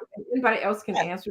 There's absolutely no compassion, as we say. It's one thing to not have the money. When you got the money and you show some kind of compassion for the situation, you'd be surprised how much the Liberian people will reach out to you. So, but you go in there with this attitude, this militant attitude of you're not the victim because we didn't like what you're saying and you're making us look bad. So therefore, you're not the victim. In fact, it will make you a suspect. When you go in with that attitude, I mean, who's supposed to defend you? They haven't shown compassion for any case. The only compassion that we see, unless somebody, if Councillor Scott cussed Josh Weah or Councillor Scott cussed Claude Weah, then you will see the compassion. But outside of that, I'm sorry to say, we don't see any compassion. Everybody behaving like they're puppets and they're listening to one person. If you're not pleasing that one person, forget it. All right. Thank you so much. Mr. Fagon, your thoughts? Well, incompetence, intentional, lack of compassion. What's going on here with our security apparatus? All of the above, but a BB English you speaking. I break it down for my Omane. Thank you. The first thing, Leo, all the things what you thought are true. But the one what you thought that book taught you thought. So let's come back to the thing that happened in Liberia. The Justice Minister and the RG, they went in front of the Senate, the legislature, the law people. The Prince Johnson said, oh, many people get weapons. Even at Memorial State Police, they get weapons. They said, we investigate. They left on there, they not investigate. That TV station investigate. And the TV station show the weapons. I'm trying to say that if you say, do they have the capacity? Do they have the logistics, the resources? Earlier, the one way taught in the textbook. But I want to ask you, They say, oh, yeah, they kill all there. So let's come back to your America and your Canada. A policeman will say, hi, Leo. My name is Sergeant Scott. You care if I talk to you for a minute? Sure. If you feel he asks you too many questions, you will say, am I being detained? Am I arrested? But an agent will come to you, Leo, and say, can I talk to you for a minute? Just curious, someone pointed you out in some kind of murder case. Where were you on the night of Wednesday? They will talk to you, Leo. It does not require logistics. It does not require resources. The men were right across the road from the police station. Number two, the police went in front of the lawmaker. They said they would look into it. On the day of Valley Seller Teller press conference, the people who they say they will investigate, the people have gone. They never went there to take it from them. Hear me and hear me good. It does not require logistics. It does not require resources. The following day, they sent for the people. The people came and walked right inside with a gun into the police station. It does not require logistics. It does not require resources. I'm saying to say that you are absolutely correct. But some of the things that even you, Leo, will do, they refuse to do it. They refuse. Why? Because, I will be blunt, they're compromised. They are what I would term now a partisan police force. And let them come to me for a debate. Let anybody from the police come on this platform and let the Labrampo decide who wins the debate. You say, oh, I talked to the woman. The woman says she sprayed the individual with pepper spray. That's what you told us. This individual did not attend his wife, baby, naming ceremony. They asked her wife, nobody forced her. Why? She said, my husband called me and said, hey, I was hurting. The woman said she sprayed the eyeball with pepper. Then the man called his wife, he said, hey, eyeball was hurting. Now what his wife said, they called the man to the police station. The man said, yes, my eyeball was hurting. But I had accident in 1994. And my eye. What in now we more get now? The resources, the logistics, they want the non-racket my people. What I'm saying, Leo, you are right. But when you sit in that, the Leo that I know, the Leo will say, ah! The woman say she sprayed a man eyeball. The man also go to a dollar team on Sunday morning. The wife said, the man say eyeball hurting. We move from there. We go ask the man, why you not go to your dollar ceremony? The man say eyeball was hurting. We go low on the video, Jim's good day. Don't sleep on us here. Put a picture up. We see the man eyeball that threw a swell up. That year 1994 accident. Up to now, your eyeball still swell up. Where is this Jim man? Put it up. So we're not saying, what are you doing? But the simple things for police to do, to follow the lead and ask questions. Leo, my brother, they did not do it. That's where my problem is. And I will say this. In the Ennis case, for example, what became of the Ennis case? If you, a police force, say it was a hit and run, is the case over? No. Still being investigated. Do you hear about it? All the other cases, must we call a name? Is it over? I want to say this in closing. Yes, 30 seconds. Thank you. Gifty Lama, Albert Peters, right? They said they died from carbon monoxide, smoke inhalation. The autopsy report will tell you how they die. The autopsy will not tell you who killed them. It will just tell you how they die. So I want to ask all of y'all here. If I take a 2.5 kVA generator and I put a tube, listen to me, to the buffalo or exhaust where the black smoke can come from, and I handcuff you or tie you and put you in the car,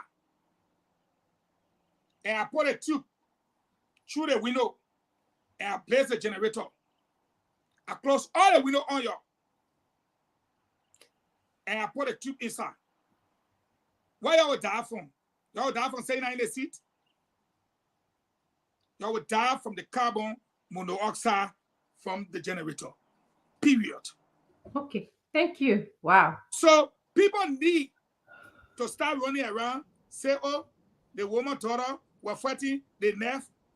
The simple thing to do was to ask the gentleman that was accused.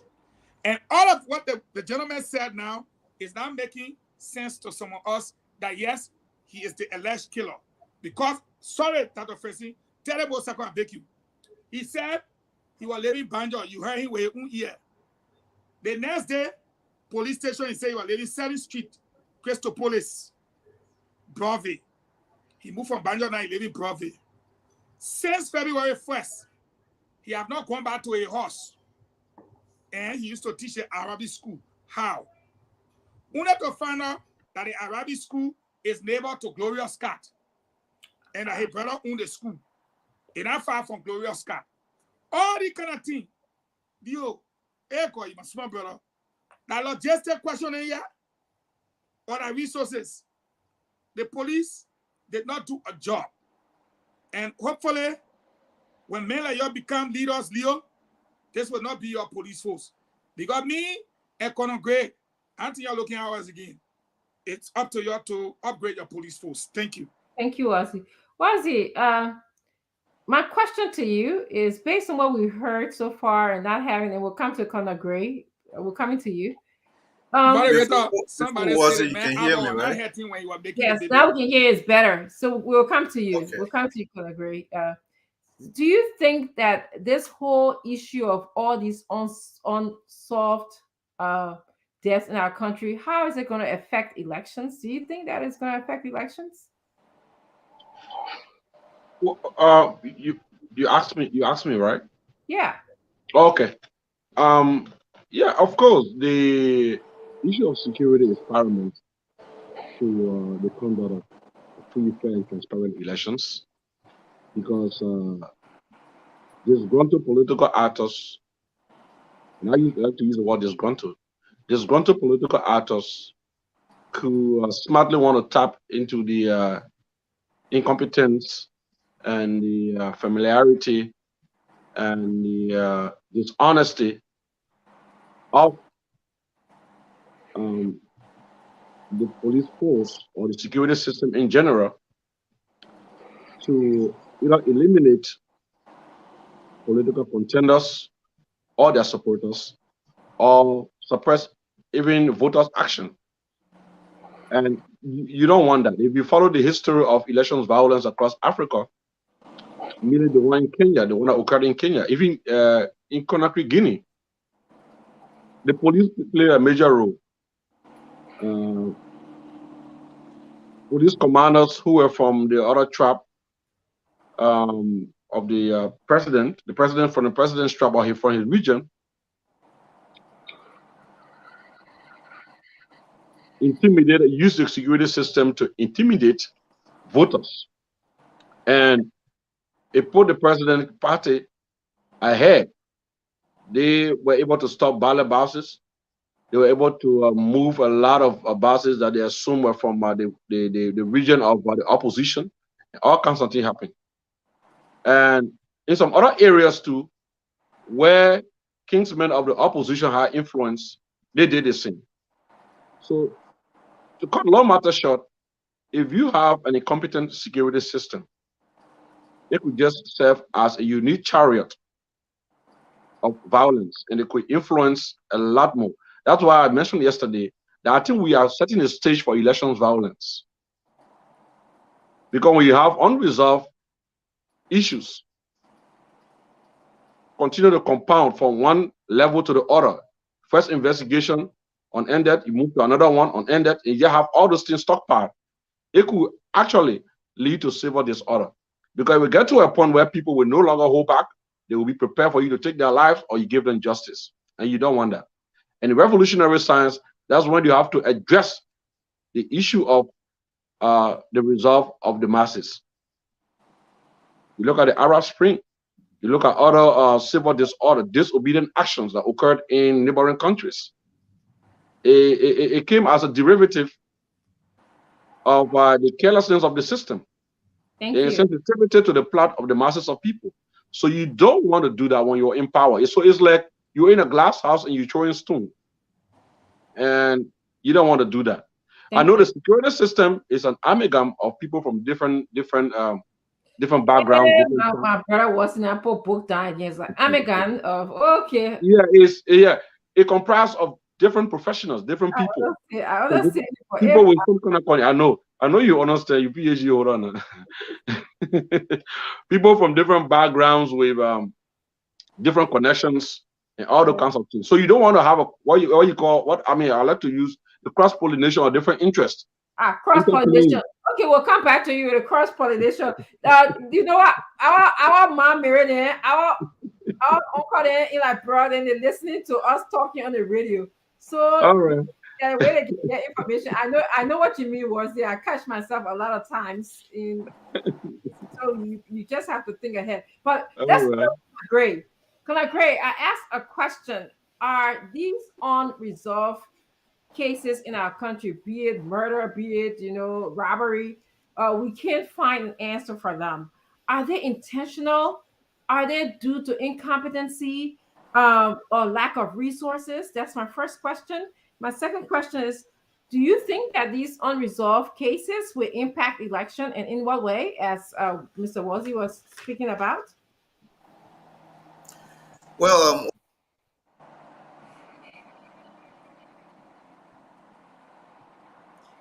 we can't hear you.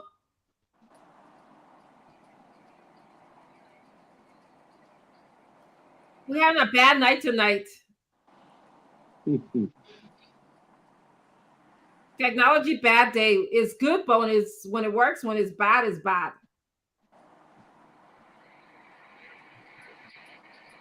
We can't. Yes, you gotta go. Yeah, come back in. Okay. So we're coming full circle to you, Mr. Johnson, with this question, because you started this question, and many people have, expanded on it here on the panel today. I don't know if you want to add more on what you meant by, lack of resources and yes, so add more. And then my second question to you is, do you think it's going to impact elections in our country? Mr. Woolsey is already saying he can smell election violence. Are you smelling that too? Yeah, so first I'll say, when we talk about resources, I know people run to money and what's in the budget and all that stuff. That's not what we're talking about. It's straightforward when you talk about money and everything. Yeah, that's part of resources that we actually talk about. But just to address a few things. When we talk about in Canada and the US, when Minister Fagon was actually talking about. Now, remember, a few years ago, when we sit on this side, and if you got skillful people like Eugene Nangwe, Minister Fagon, and other people on the other side, on the government side, who are spokespeople, you hear how well-crafted the agenda become, and we are here to have to listen to it. Now, we have to take their words for it. So if it is your word versus the other person's words, there is argument. If you in the US and other places, you know why it's difficult for even a police. There's been many times the police attempted to cover things up, even in the US, many, many, many times. The reason is difficult. Let's say if you had a forensic capacity in Liberia or capability, where that murder occurred, you went out and picked fingerprints, right? Do all of the fingerprints, do all of the scan. It's not going to lie.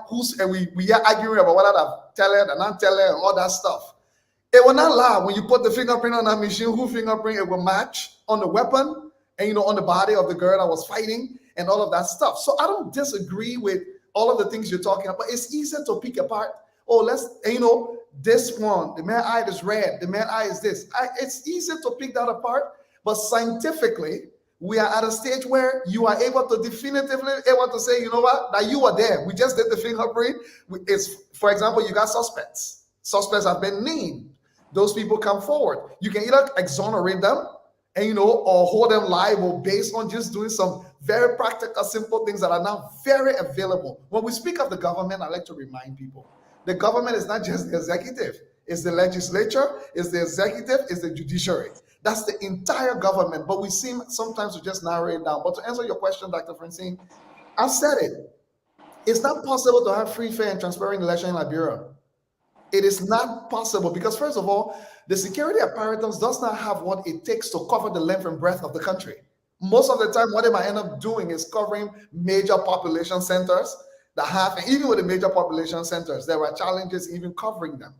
So you go to some of the remote villages, some of these remote towns, car can't even get there. You're not even able to access it.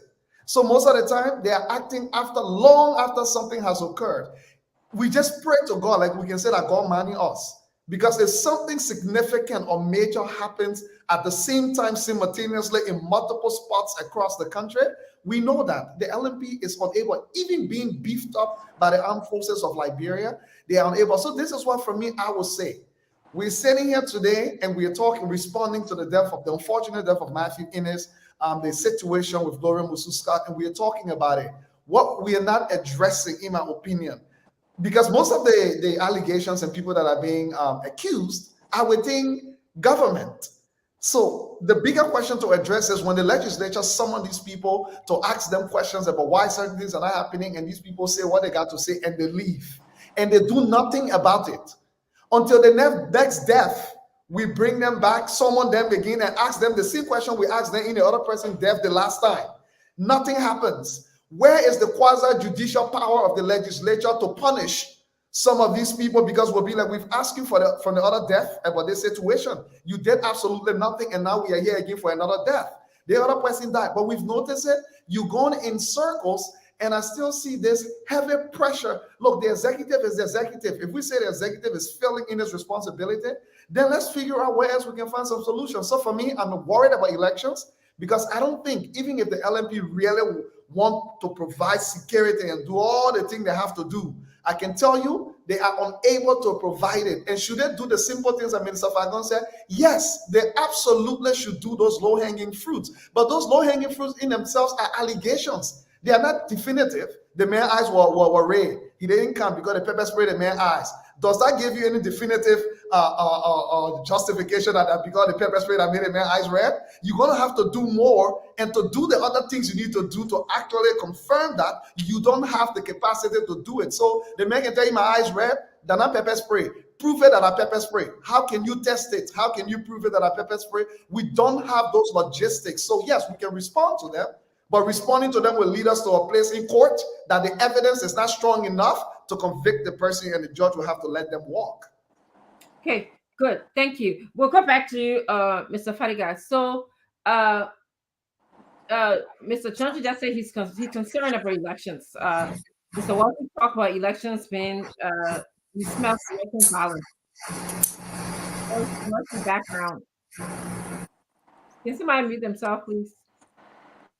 He smells elections violence. And so my question to you is, are you afraid that our elections will be challenged in Liberia? And then as you explore all of the different leaders that we have, Cummins, Buckeye, George Weah, who do you think might at least put us in the right trajectory, the right path to having good security in the country and also securing future free and fair elections? Well, as for election violence, the stage had already been set by the Weah-led administration. One of the problems we have with the police and so we do not have this community-oriented policing where there is a real trust. It's not like police just being reactive, where police already do things to prevent the crime. So we do not have that. Another problem, if I even get to that question, and I just want to touch on what Leo said, is that The police have become too political. The police have become partisan. And whenever, rather than solving crime, the police tend to want to protect the administration. And we saw how they tried to do it and they mismanaged this thing. Few days ago, I would have not believed Mr. Vordio. It was up there. But it did more to exacerbate the situation than even solve the problem. The body language, bringing people in there, trying to protect this guy. When police should just be neutral and do what police do, serve and protect. So when we see the politicization of the police and the police trying to protect people in government, then it becomes difficult to serve and protect. It seems like, well, they're not serving and protecting the government. And the government takes everything personally. It's like they are not doing the right thing, but when people criticize what is going on in the country, they take it very personally. One of the things that happening, one of the most dangerous things about this case and for Madam Scott is they try to change the narrative. I've heard so many, look, I heard, and one of the things too I try to change the other time I tried to bring her on the show was the whether this girl was Mrs. Scott's daughter, biological daughter or not. I think as a media institution, people in the media, we need to say what is going on. That girl, based on what I know, and I think what we all know, that is not Mrs. Scott's biological daughter. True. We need to stop referring her as her daughter. I know it's very common in Liberia, but people, when someone you bring a little child from uptown, from in the rural area, That's our culture. Our culture. It's easy. Oh, that it went so that a woman daughter there. Yes. But legally, it provides all kinds of room for people to do things. And I see people trying to drag this thing and create doubt in the whole thing. So, I was a little bit taken aback by when you said the comment last time, and I'm one of the people who said, once she opened her eyes, which means when she became a person, is Gloria Scott that she saw that is her mother.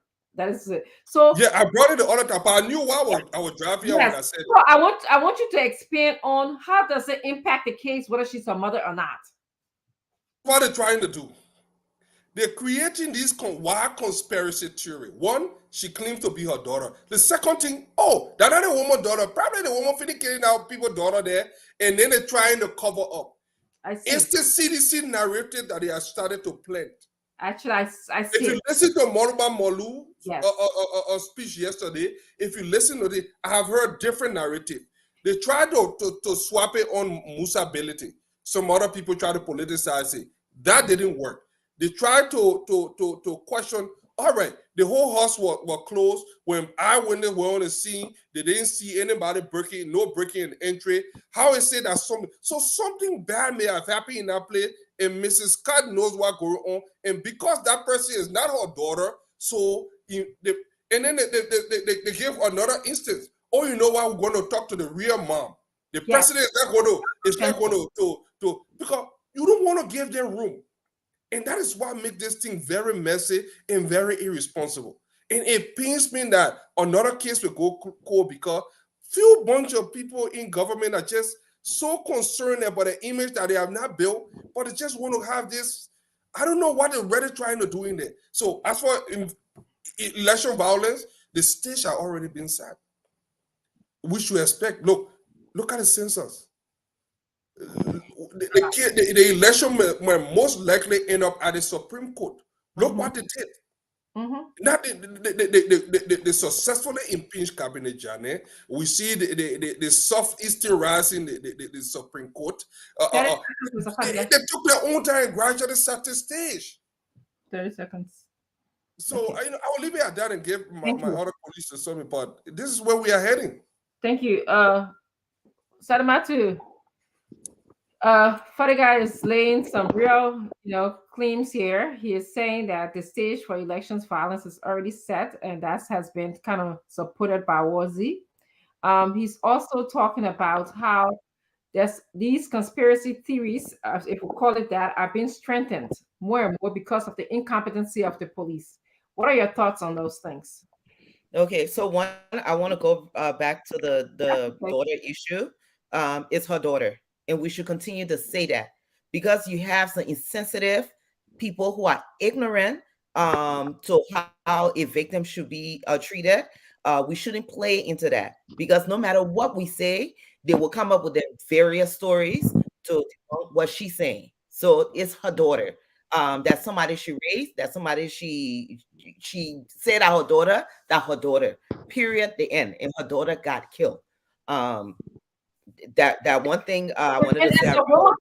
How do you feel? Because we give birth, and I've had 4 daughters. How do you feel, and have raised many more? I'm a mother to many. How do you feel when somebody says, "I'm gonna go sympathize with the real mom"? I mean, I was offended by that. I heard that. So, how do you feel about that? Well, they said it to get under her skin. They said it because they were on the defense. That's it. Have they been to see the real mom? Do they know the real mom? They said it just to get under her skin, and we shouldn't even play into that. They say it, you dismiss it, and you keep going, because we know that's not going to happen. Okay, I keep telling you, the president now cut a speech from us. He cut a speech from us a long time ago. He's not going to wherever the biological mother is to go look for her. They're not concerned about anybody's feelings right now. So that's Councillor Scott's daughter. If they want to see their biological mom, if that has anything to do with why this girl was murdered, then let them go to Councillor Scott and ask her. But nevertheless, we talk about election violence. We saw it happen in 2017. We saw it happen with women. We only talk about women. And this government wasn't even in power when we saw it happening. And I remember every time there was an issue, we always said, "But why it always got to be CDC? Why every violence that involved the election has to be CDC?" We saw it as recently as Madame Boto. So the fact that they have set the stage about a year ago, we started hearing noise. They said, you know what, the people they're already planning to jet chocolate the whole election yet. Yeah. Now we're seeing it with the census. So we know the stage has been set. This election will be very dangerous, unfortunately. Unfortunately, it's going to be, because imagine if you weren't in power and there was a lot of violence. Imagine when you have power, when you just sit in government, you have a lot, you have a lot of access to resources. You have the upper hand. So I mean, I pray for Liberia. I pray for the Liberian people. Liberian people need to continue using our international partners, because we keep saying international partners, because we know the government is not going to protect you. They have shown us. We not see the history. It's not like we're going into it blindly. We not see the history. We saw it recently with Matampoto. There's always some issue with the CDC candidate and the other party candidate. There's always some issue. I would love to hear the opposition speak out more about it. I mean, but unfortunately, we're not hearing a lot from them about this. They need to really raise they really need to raise the red flag that this is happening. I'm not even hearing a lot of people talking about the census. It's like they came out to put the census out. We laugh about it. We say, "Oh, they didn't joke," and then that's it. Yeah, we're coming back to that next. Every newspaper, every media outlet, you need to put it out there. We need to be talking about it. We see what happened when we use the media to bring light to issues that are happening. We know what can happen. Right now, they're confused. And when they're confused, then that's when they start insulting people, threatening people, and going after people. You have to use the medium that's available right now to share light onto a lot of the things that are happening in the government. Don't wait for it to happen. Share the light. We already have a lot of leeway to play with. Thank you. So, Mr. Fagon, you were in the government before you and Mr. Corsi. You still echoing, Mr. Gray? We can hear you just a tidbit. Can you say something? Today is not a day. Today is not my day, then. Today is simply not my day. Yeah, it's very yeah, it's bad. So Mr. Fagon, it's been mentioned that the security sector is politicized. Okay, and do you think is that contributes to us not resolving our crime in the country? Well, thank you. Before I go to your question, let me just strongly, and I mean strongly, disagree with Leo when he says, and I quote because I wrote it down, they are allegations and not definitive. That somehow you go to court, they're going to walk away.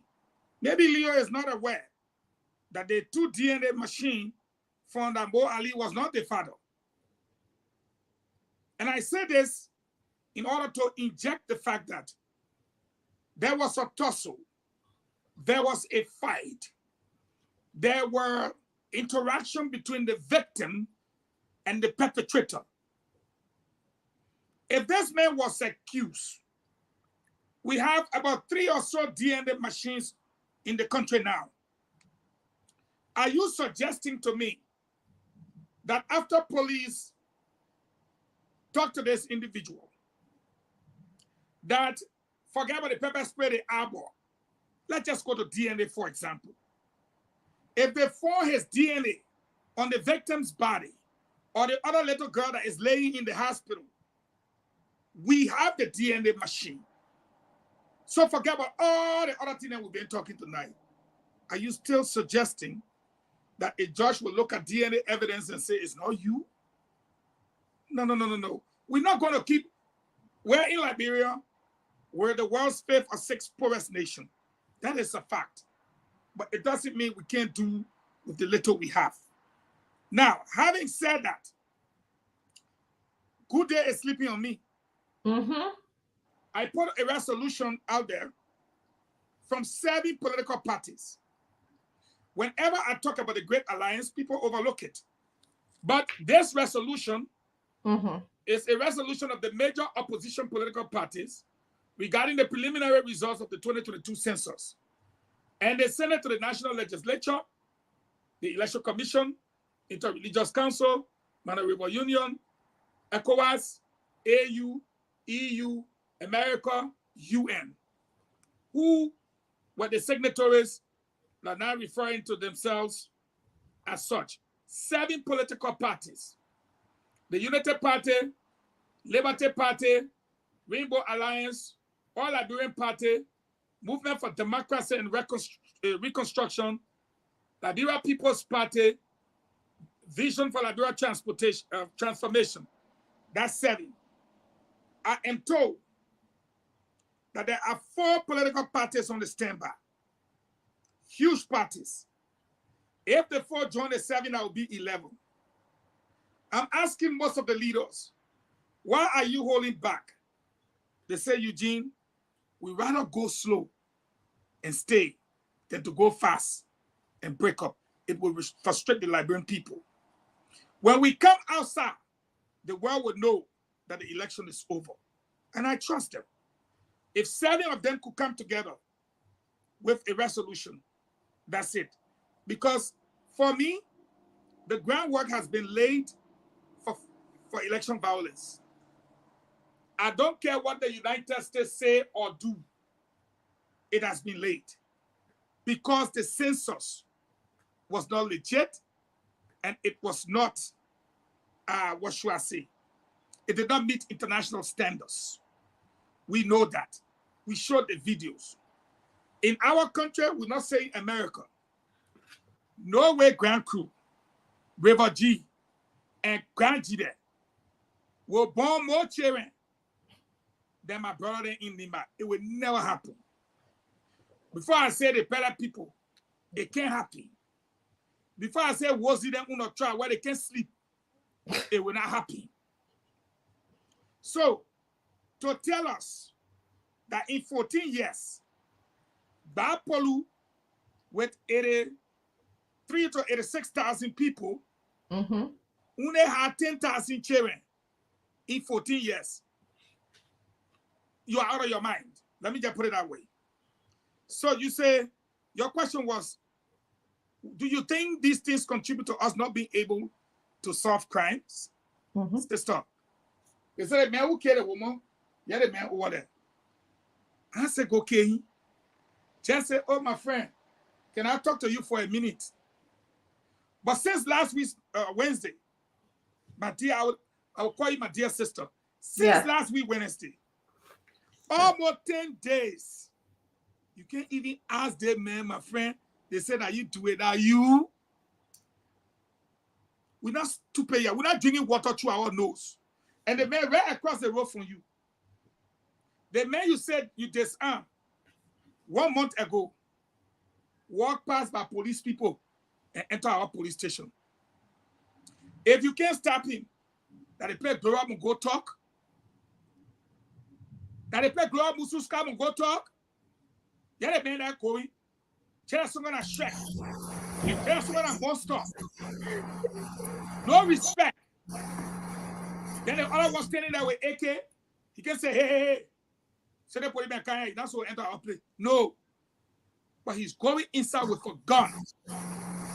So I'm telling you, when we said on this platform, we do it because we love our country. I don't hate President Weah. He watches this program. But Pee Wee ran away because the thing I was coming with today. Pee Wee. Pee Wee. Pee Wee. That's all I got to say. Thank you. Thank you. So, panelists, if you allow me, let's take a few calls here today. It is 5:41. I always love to speak to the Liberian people, and I apologize to the audience today that I didn't get to welcome you guys. You know, I have a little bit of euphoria going on. My husband just returned to the country, so I'm forgetting my steps. Hey, God. Are we single now? Yeah, man. Yo, fine wife, quick. No, me. I will remain single. I forgot my steps since I haven't written down here. But just could they please come and take some calls? I gotta go finish the show too at 6. You can see. Yeah. Yes, thank you for coming. Please allow the Liberian people to speak to us, speak to the world. They can answer the question that I asked the panelists. Is this intentional incompetency or lack of resources or all of the above? The fact that plenty. The English beat my brother just asked them. They think are happy. You think the police wanted to do that well or didn't want to do that well? Thank you. You see, once I can hear your kids, if I go here to check me, say I can be checking you. Please, But was he said so that was he talking? I gotta look at Google. You can see other people say the way how our country looking. Okay, the police ain't doing their job, or is it because of political reason they won't catch their friend? They just allow us to suffer in the country like that. Ask them, please. Thank you. Okay, so the numbers are 0777 1075 0777 1075 0555 101075. Let's talk to this first person. Good evening. Hello, your name and where you join us from? Yeah, hello. My name is Aaron Kim. I'm calling from Quebec.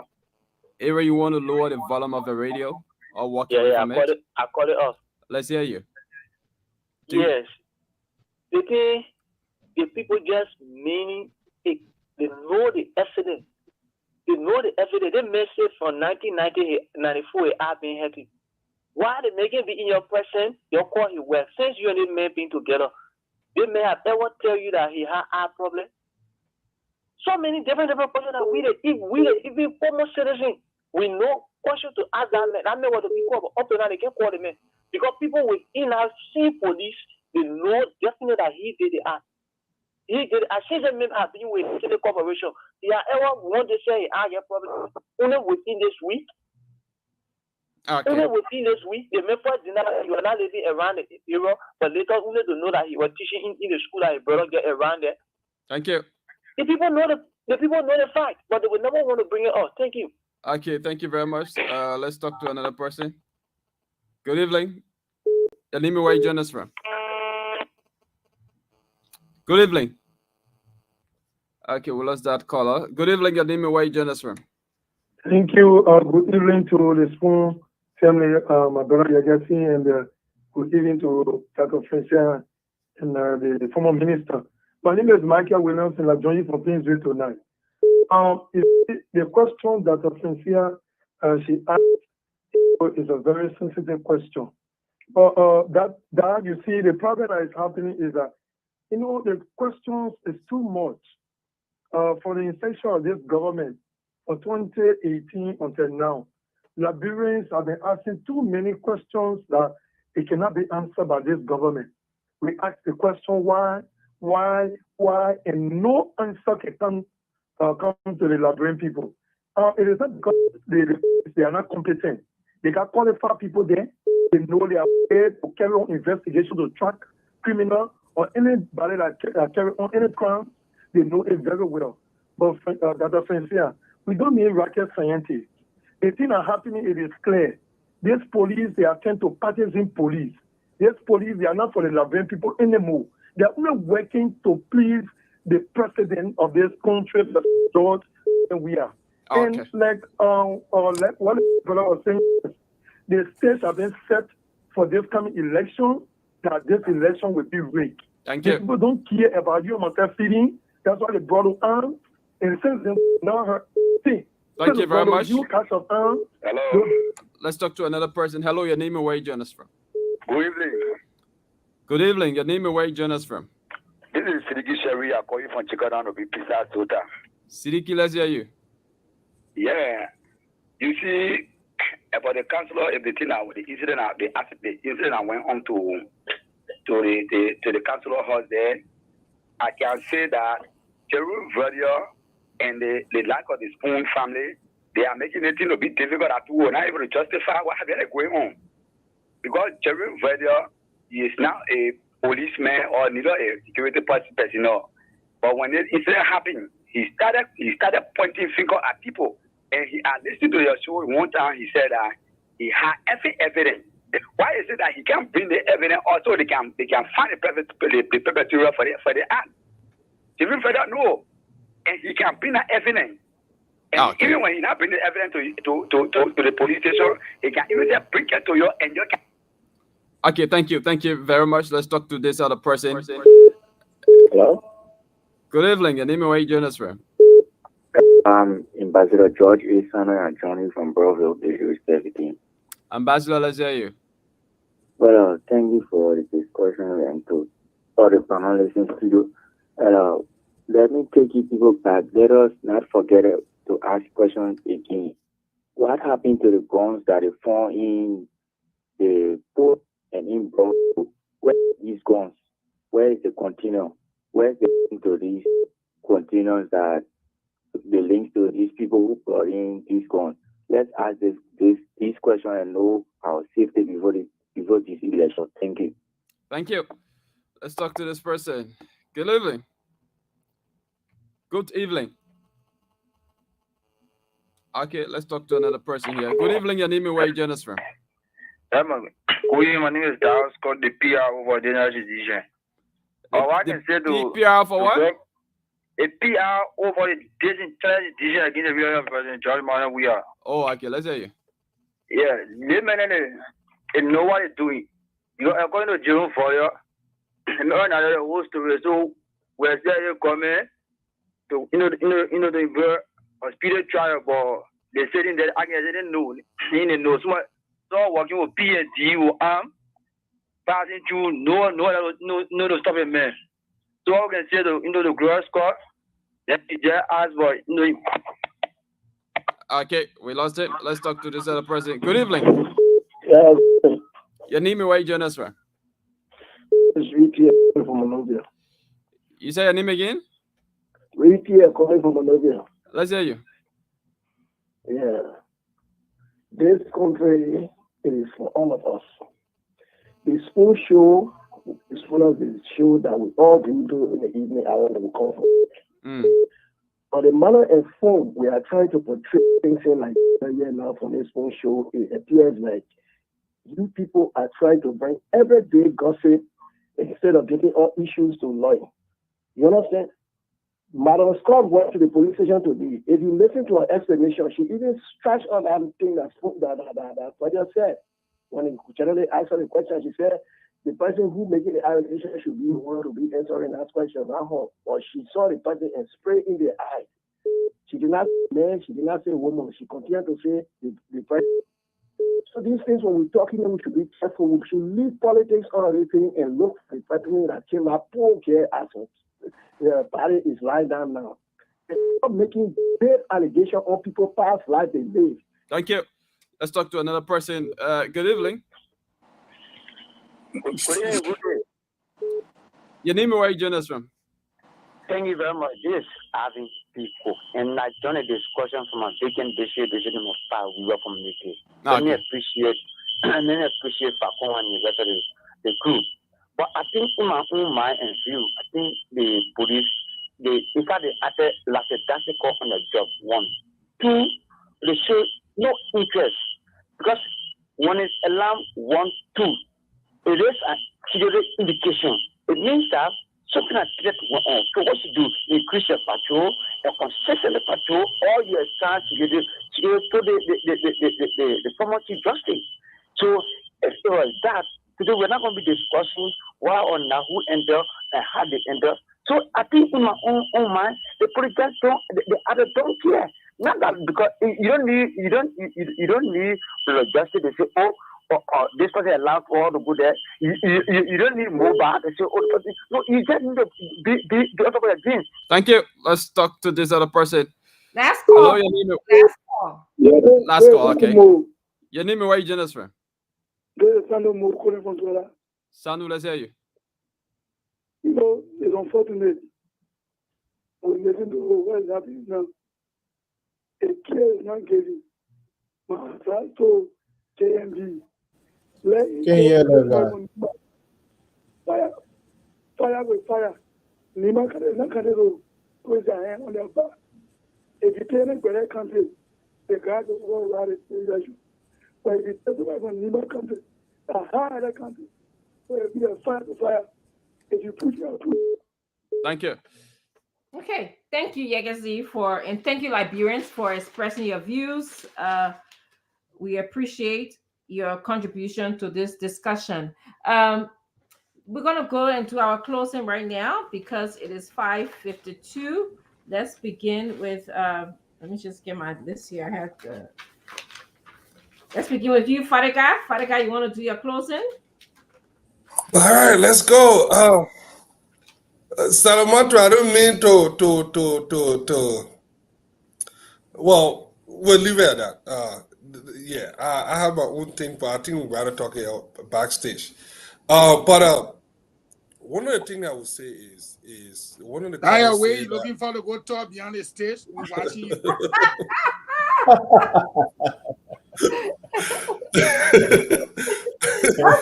I'm waiting for what you're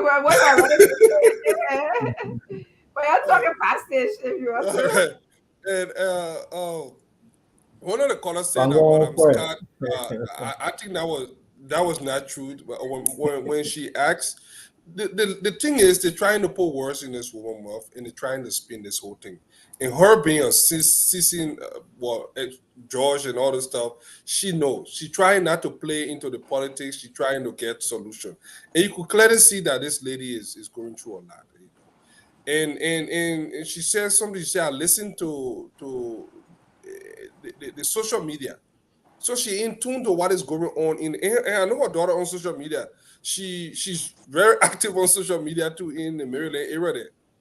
And so they know what's going on and they're seeing how people trying to shape and frame this narrative. So she kind of tight-lipped for now. Because anything she say could be switched this way. And that's why I was stressing on us getting most of the information right, because these people are trying to do it. And our people, it works. Propaganda work in a place that, especially in this age where information is readily available, you'll be surprised how people are still ignorant. People will believe all kinds of things that they put out there. The level of conspiracy theory that's surrounding the case just all over. Like I said, one woman with Musa Belity, the thing, and then it will bring all kinds of things to just confuse the thing. At the end of the day, the case will go cold. So, we need to pay attention to that. as far as Matthew Ennis and something, it's the same thing. But I will close on this question that you asked me that I didn't answer about who do I believe will actually solve this problem. We have so many good candidates in the race. Some people, for whatever reason, we tend to not look at those that have the capability. I wouldn't want to call one name before people think that, hey, I'm partisan or something. Because for this election, I try to be as neutral as possible, even though I have some people that I'm leaning towards. But I can put out some facts that we know about certain people.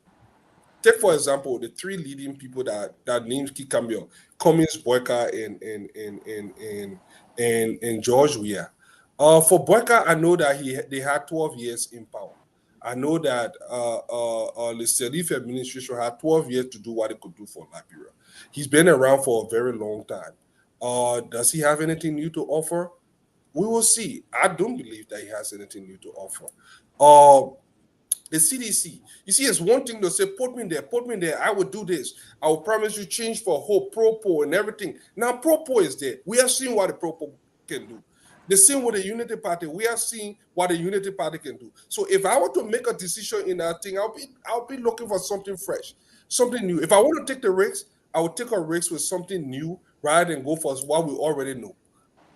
And I will leave it at that. Thank you. Matu? Is that Matu?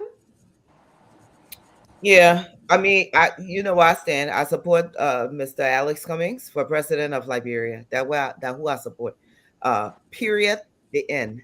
And like you said, we do need something different. We need a disruption, a good disruption in Liberia. But unfortunately, he has the new guy. He's the new kid on the block. People are looking at. And that's how they're trying to play all the men new. But guess what? Liberia, we've been doing the same thing over and over and over. The business people keep saying the private sector needs to be the front line of any economy. I mean, to be real. But CDC came in, they told you will not be spectator. They're not chunking you. It looks like every year they're chunking you further and further away from the stadium. First they were outside the stadium, then they threw you in Kongatan, you threw you in Sinkor. It looked like not chunk you all the way to the Freeport. So I don't know how you'll be watching the game. You're not a spectator anymore. So private sector needs to think hard and strong for who you want to support. Two, there are a lot of people who are causing disruption to this simply because if Liberia starts functioning like the way most of the other normal countries are functioning, there are a lot of people who are considered honorable players in Liberia. They will not have anything to do in Liberia. Thank you. So they want I got 10 seconds. Go ahead. They want a disruption. They want a disruption in Liberia. As long during chaos, there are certain people who thrive. If you think about it, it's been the same people who've been thriving during chaos, regardless of tribal affiliation, regardless of religious affiliation. There are a certain group of people who thrive during our chaos, and will continue to keep it going. That divide and conquer. Okay, so and I want to say to Liberian people, the CDC government, I will keep saying this, they ain't got no business governing anybody anymore. We not see it. They were a good opposition. I think that they need to take that title and they need to run with it. They need to be opposition forever. They are really good at being an opposition. They cannot govern. So just take the title, go ahead. You got no business governing. Be an opposition. We'll support you being an opposition because you are a good opposition. Our opposition side can learn from some of the things that you're used to do. So, but good night. Have a great weekend to all the women. Stay safe. Keep fighting. And remember the international conventions. There are a lot of international conventions that Liberia signed to, international laws. They can be held accountable for violating those laws. We can chew gum and walk at the same time. Thank you, Salamatu. Remy Gray, Colonel Gray, I'm going to go to you. I'm so sorry you've been having some technological difficulty here tonight. Very sorry, but let's try it again. That's because I'm at work, so what to do? Yeah, I'm at work, and Oh, now. I'm not set up to be at work.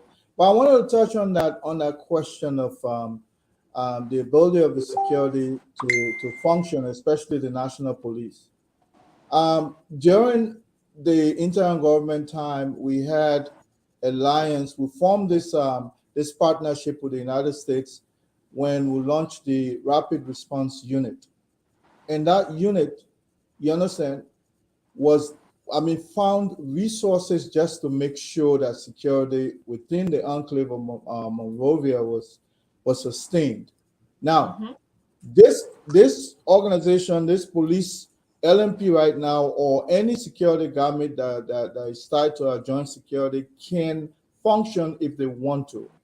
I believe they're functioning at the will and pleasure of the ruling establishment, Mr. Weir in general. But let me tell you, the genesis of Mr. Weir's problem, or this particular government's problem, was the missing of the $16 billion and the $25 million that was set up to mop up whatever excess liquidity. Once they misused that money, they started going after people that have knowledge. Martin Ennis was one of the first targets because he has so much a trove of information, down to Alex Coffey, who used the FIU to corroborate or to agree with the international organization Crow that came in to investigate the missing, how the excess liquidity money was used. They chased him after they were calling in strange places. He would have been the next person that was going to lose his life. He left.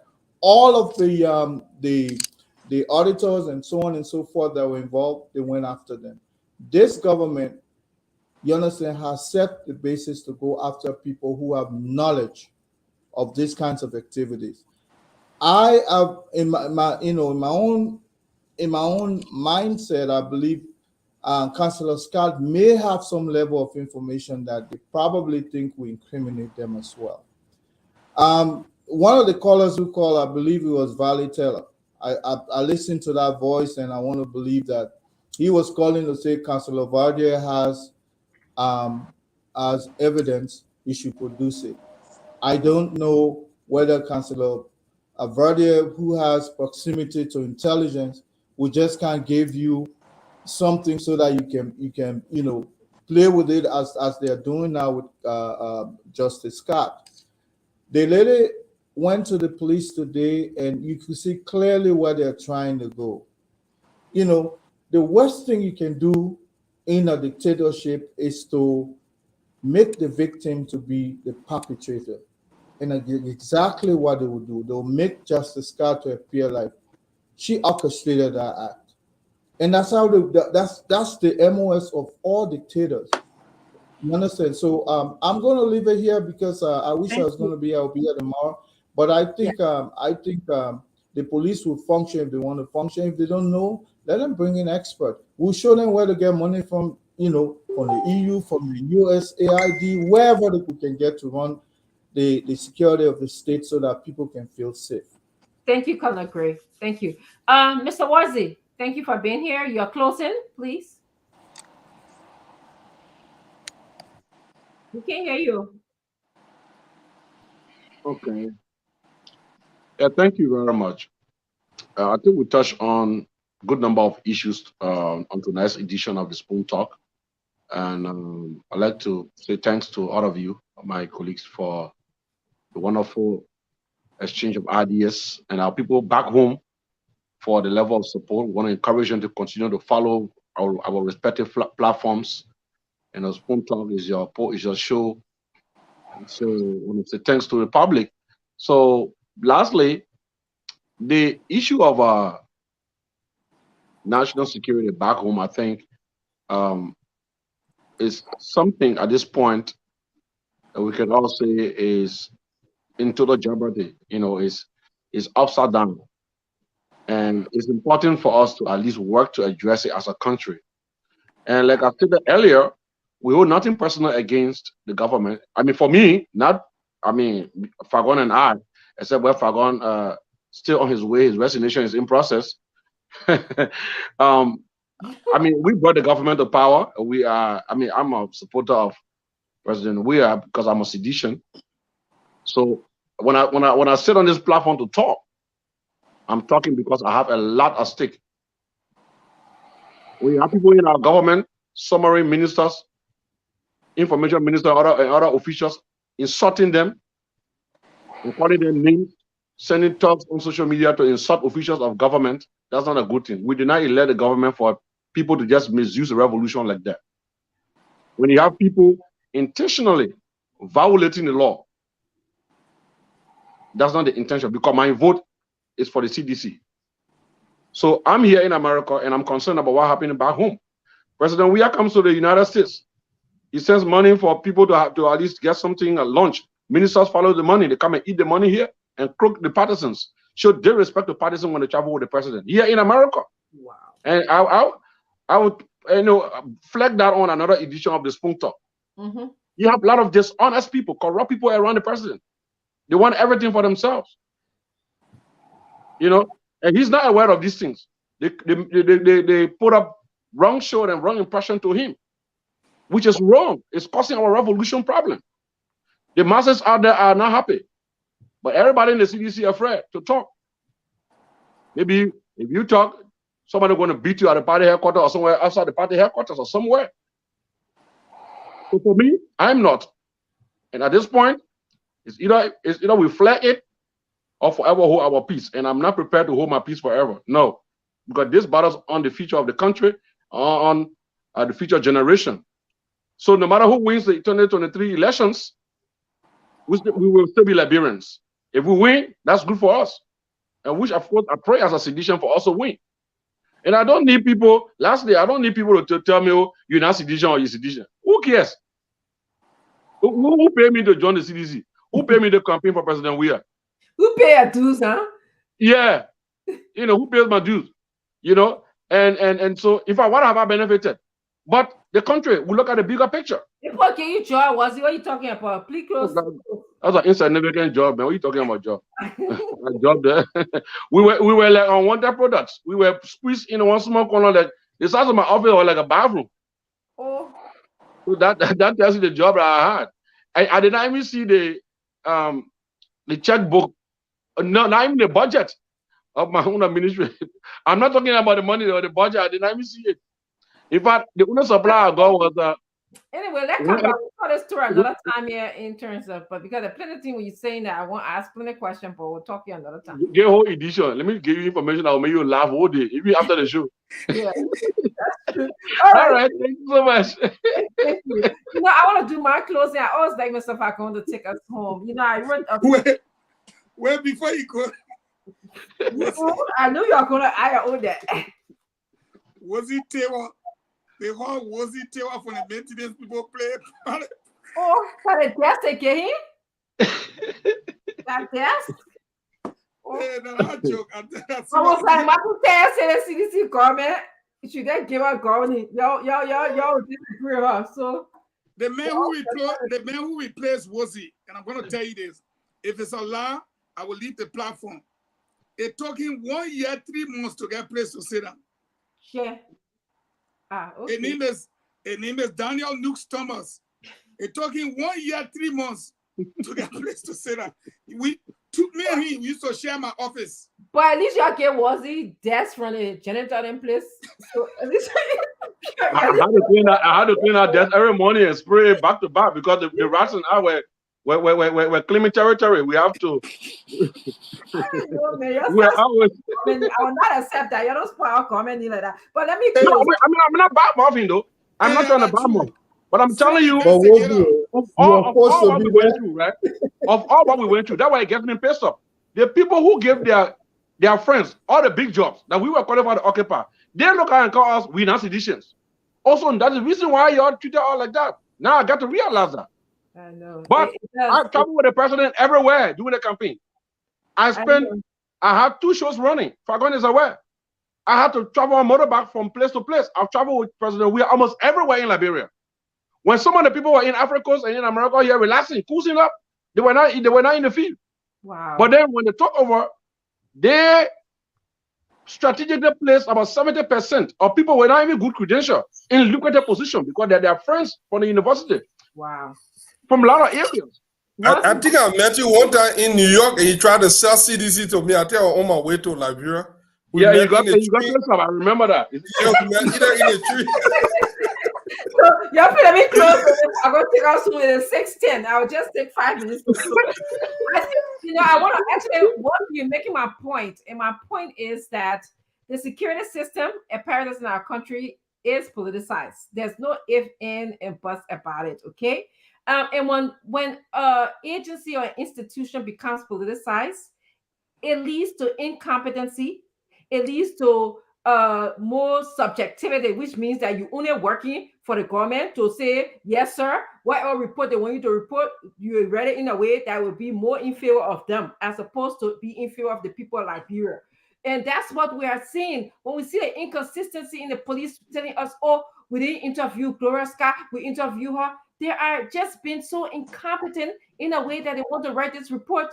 They don't know what to say. They want to make her look a certain way, or they don't have the evidence, so they want to make the government look a certain way, so they keep on mixing things up for the Liberian people. And for those Liberians that come here to say, oh, we're trying to, confuse the thing, or we keep on talking about, no, we are talking about this because imagine if, I want you to sit for a second, and imagine if we were not going to speak about this case. You know what would have happened? It would have become another Matthew Ennis case. It would become another case of Gifty Lama. It would become another case of the 2 missing boys. We got no answer up to today's date. So when we are politicized, we become incompetent. We don't have passion, which we talked about, for working anymore.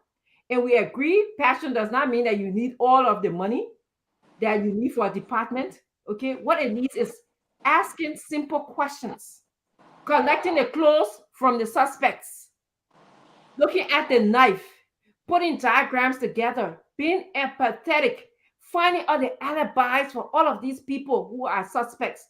Even if somebody presents a theory to you and say, oh, we believe their mayor is responsible for the death of the children.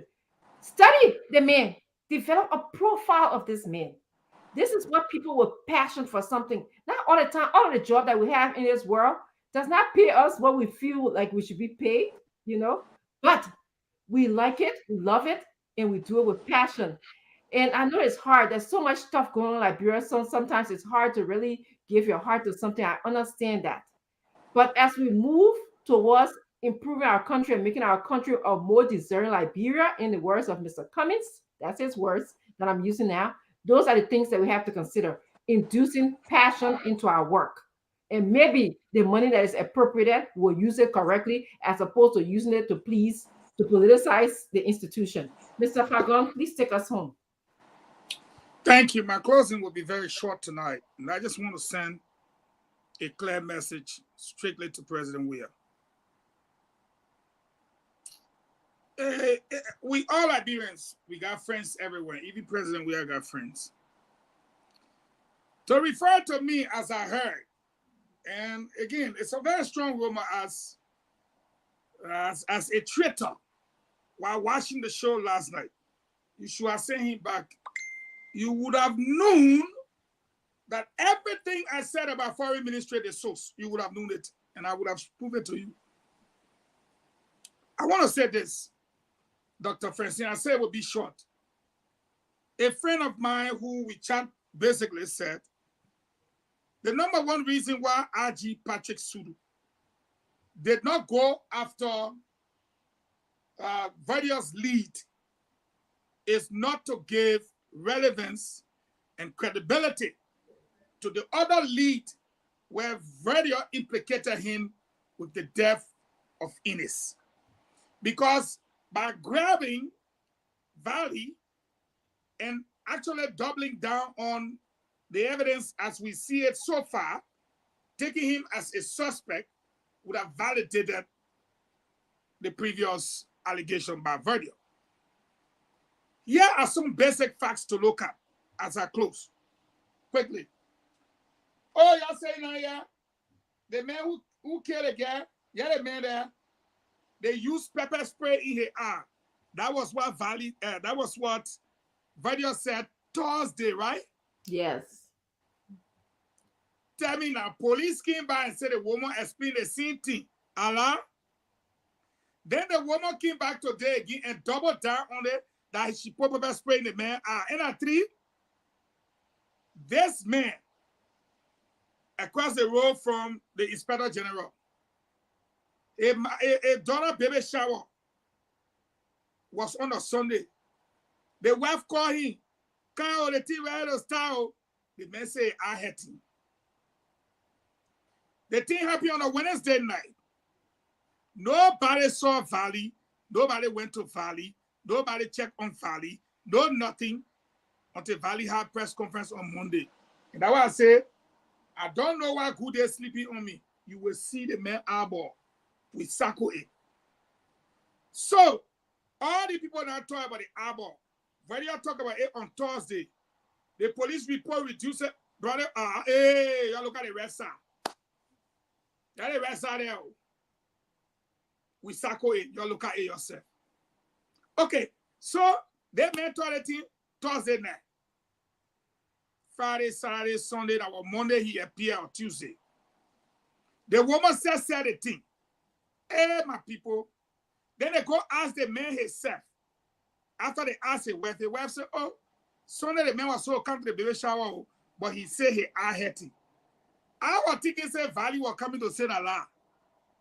When they asked Valley said, yeah, I didn't go there. They said, why? He said, because my eye was hurting. What did he need again now? Then they asked him, so what happened with your eye? He said 1994. 1994, he had an accident. The tape is available. From 1994 to now, the album you're looking at here, the 1994 album there. That the album there you're looking at. Is that 94 album? Wow. So right there, it took from last week Wednesday to this week Wednesday, that 1 week. Thursday, today, Friday, that 9 days.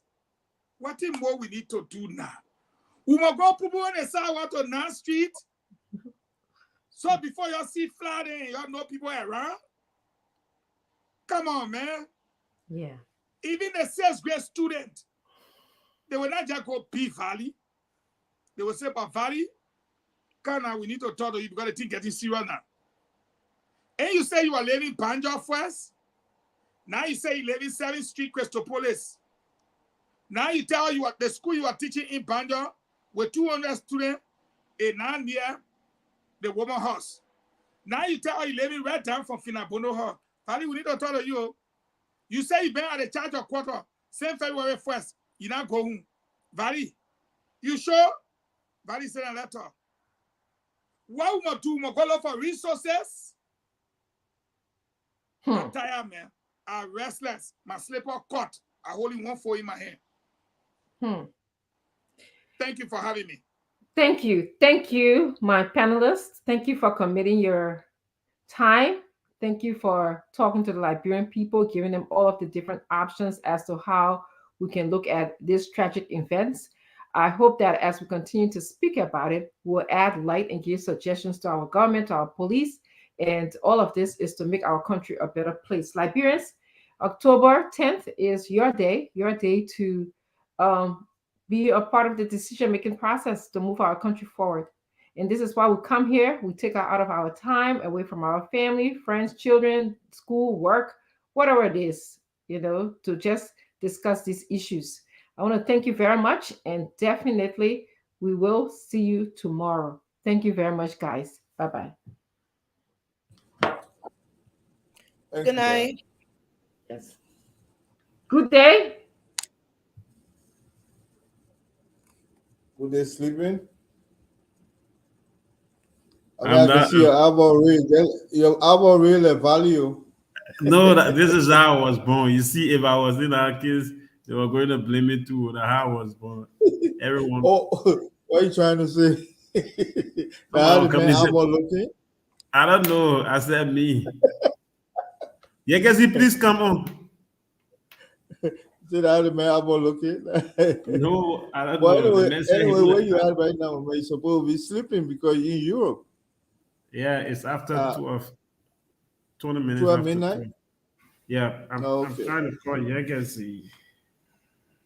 Yegazi gone home, man. No, he's there. You're almost on the same time zone, right? Yeah, I'm ahead of him 1 hour currently. But later 1 hour, on, I'm going to be 2 hours. Daylight savings. You can have the change of time like us in the US. Yeah. That's it. You just listen to the All right, show. Join gentlemen. us Have a good night. another time. Join us tomorrow when the team will be here for another edition of the Spoon Talk. I'm Yekezi Zobel. Bidding you a pleasant goodbye. Thank you, Chief.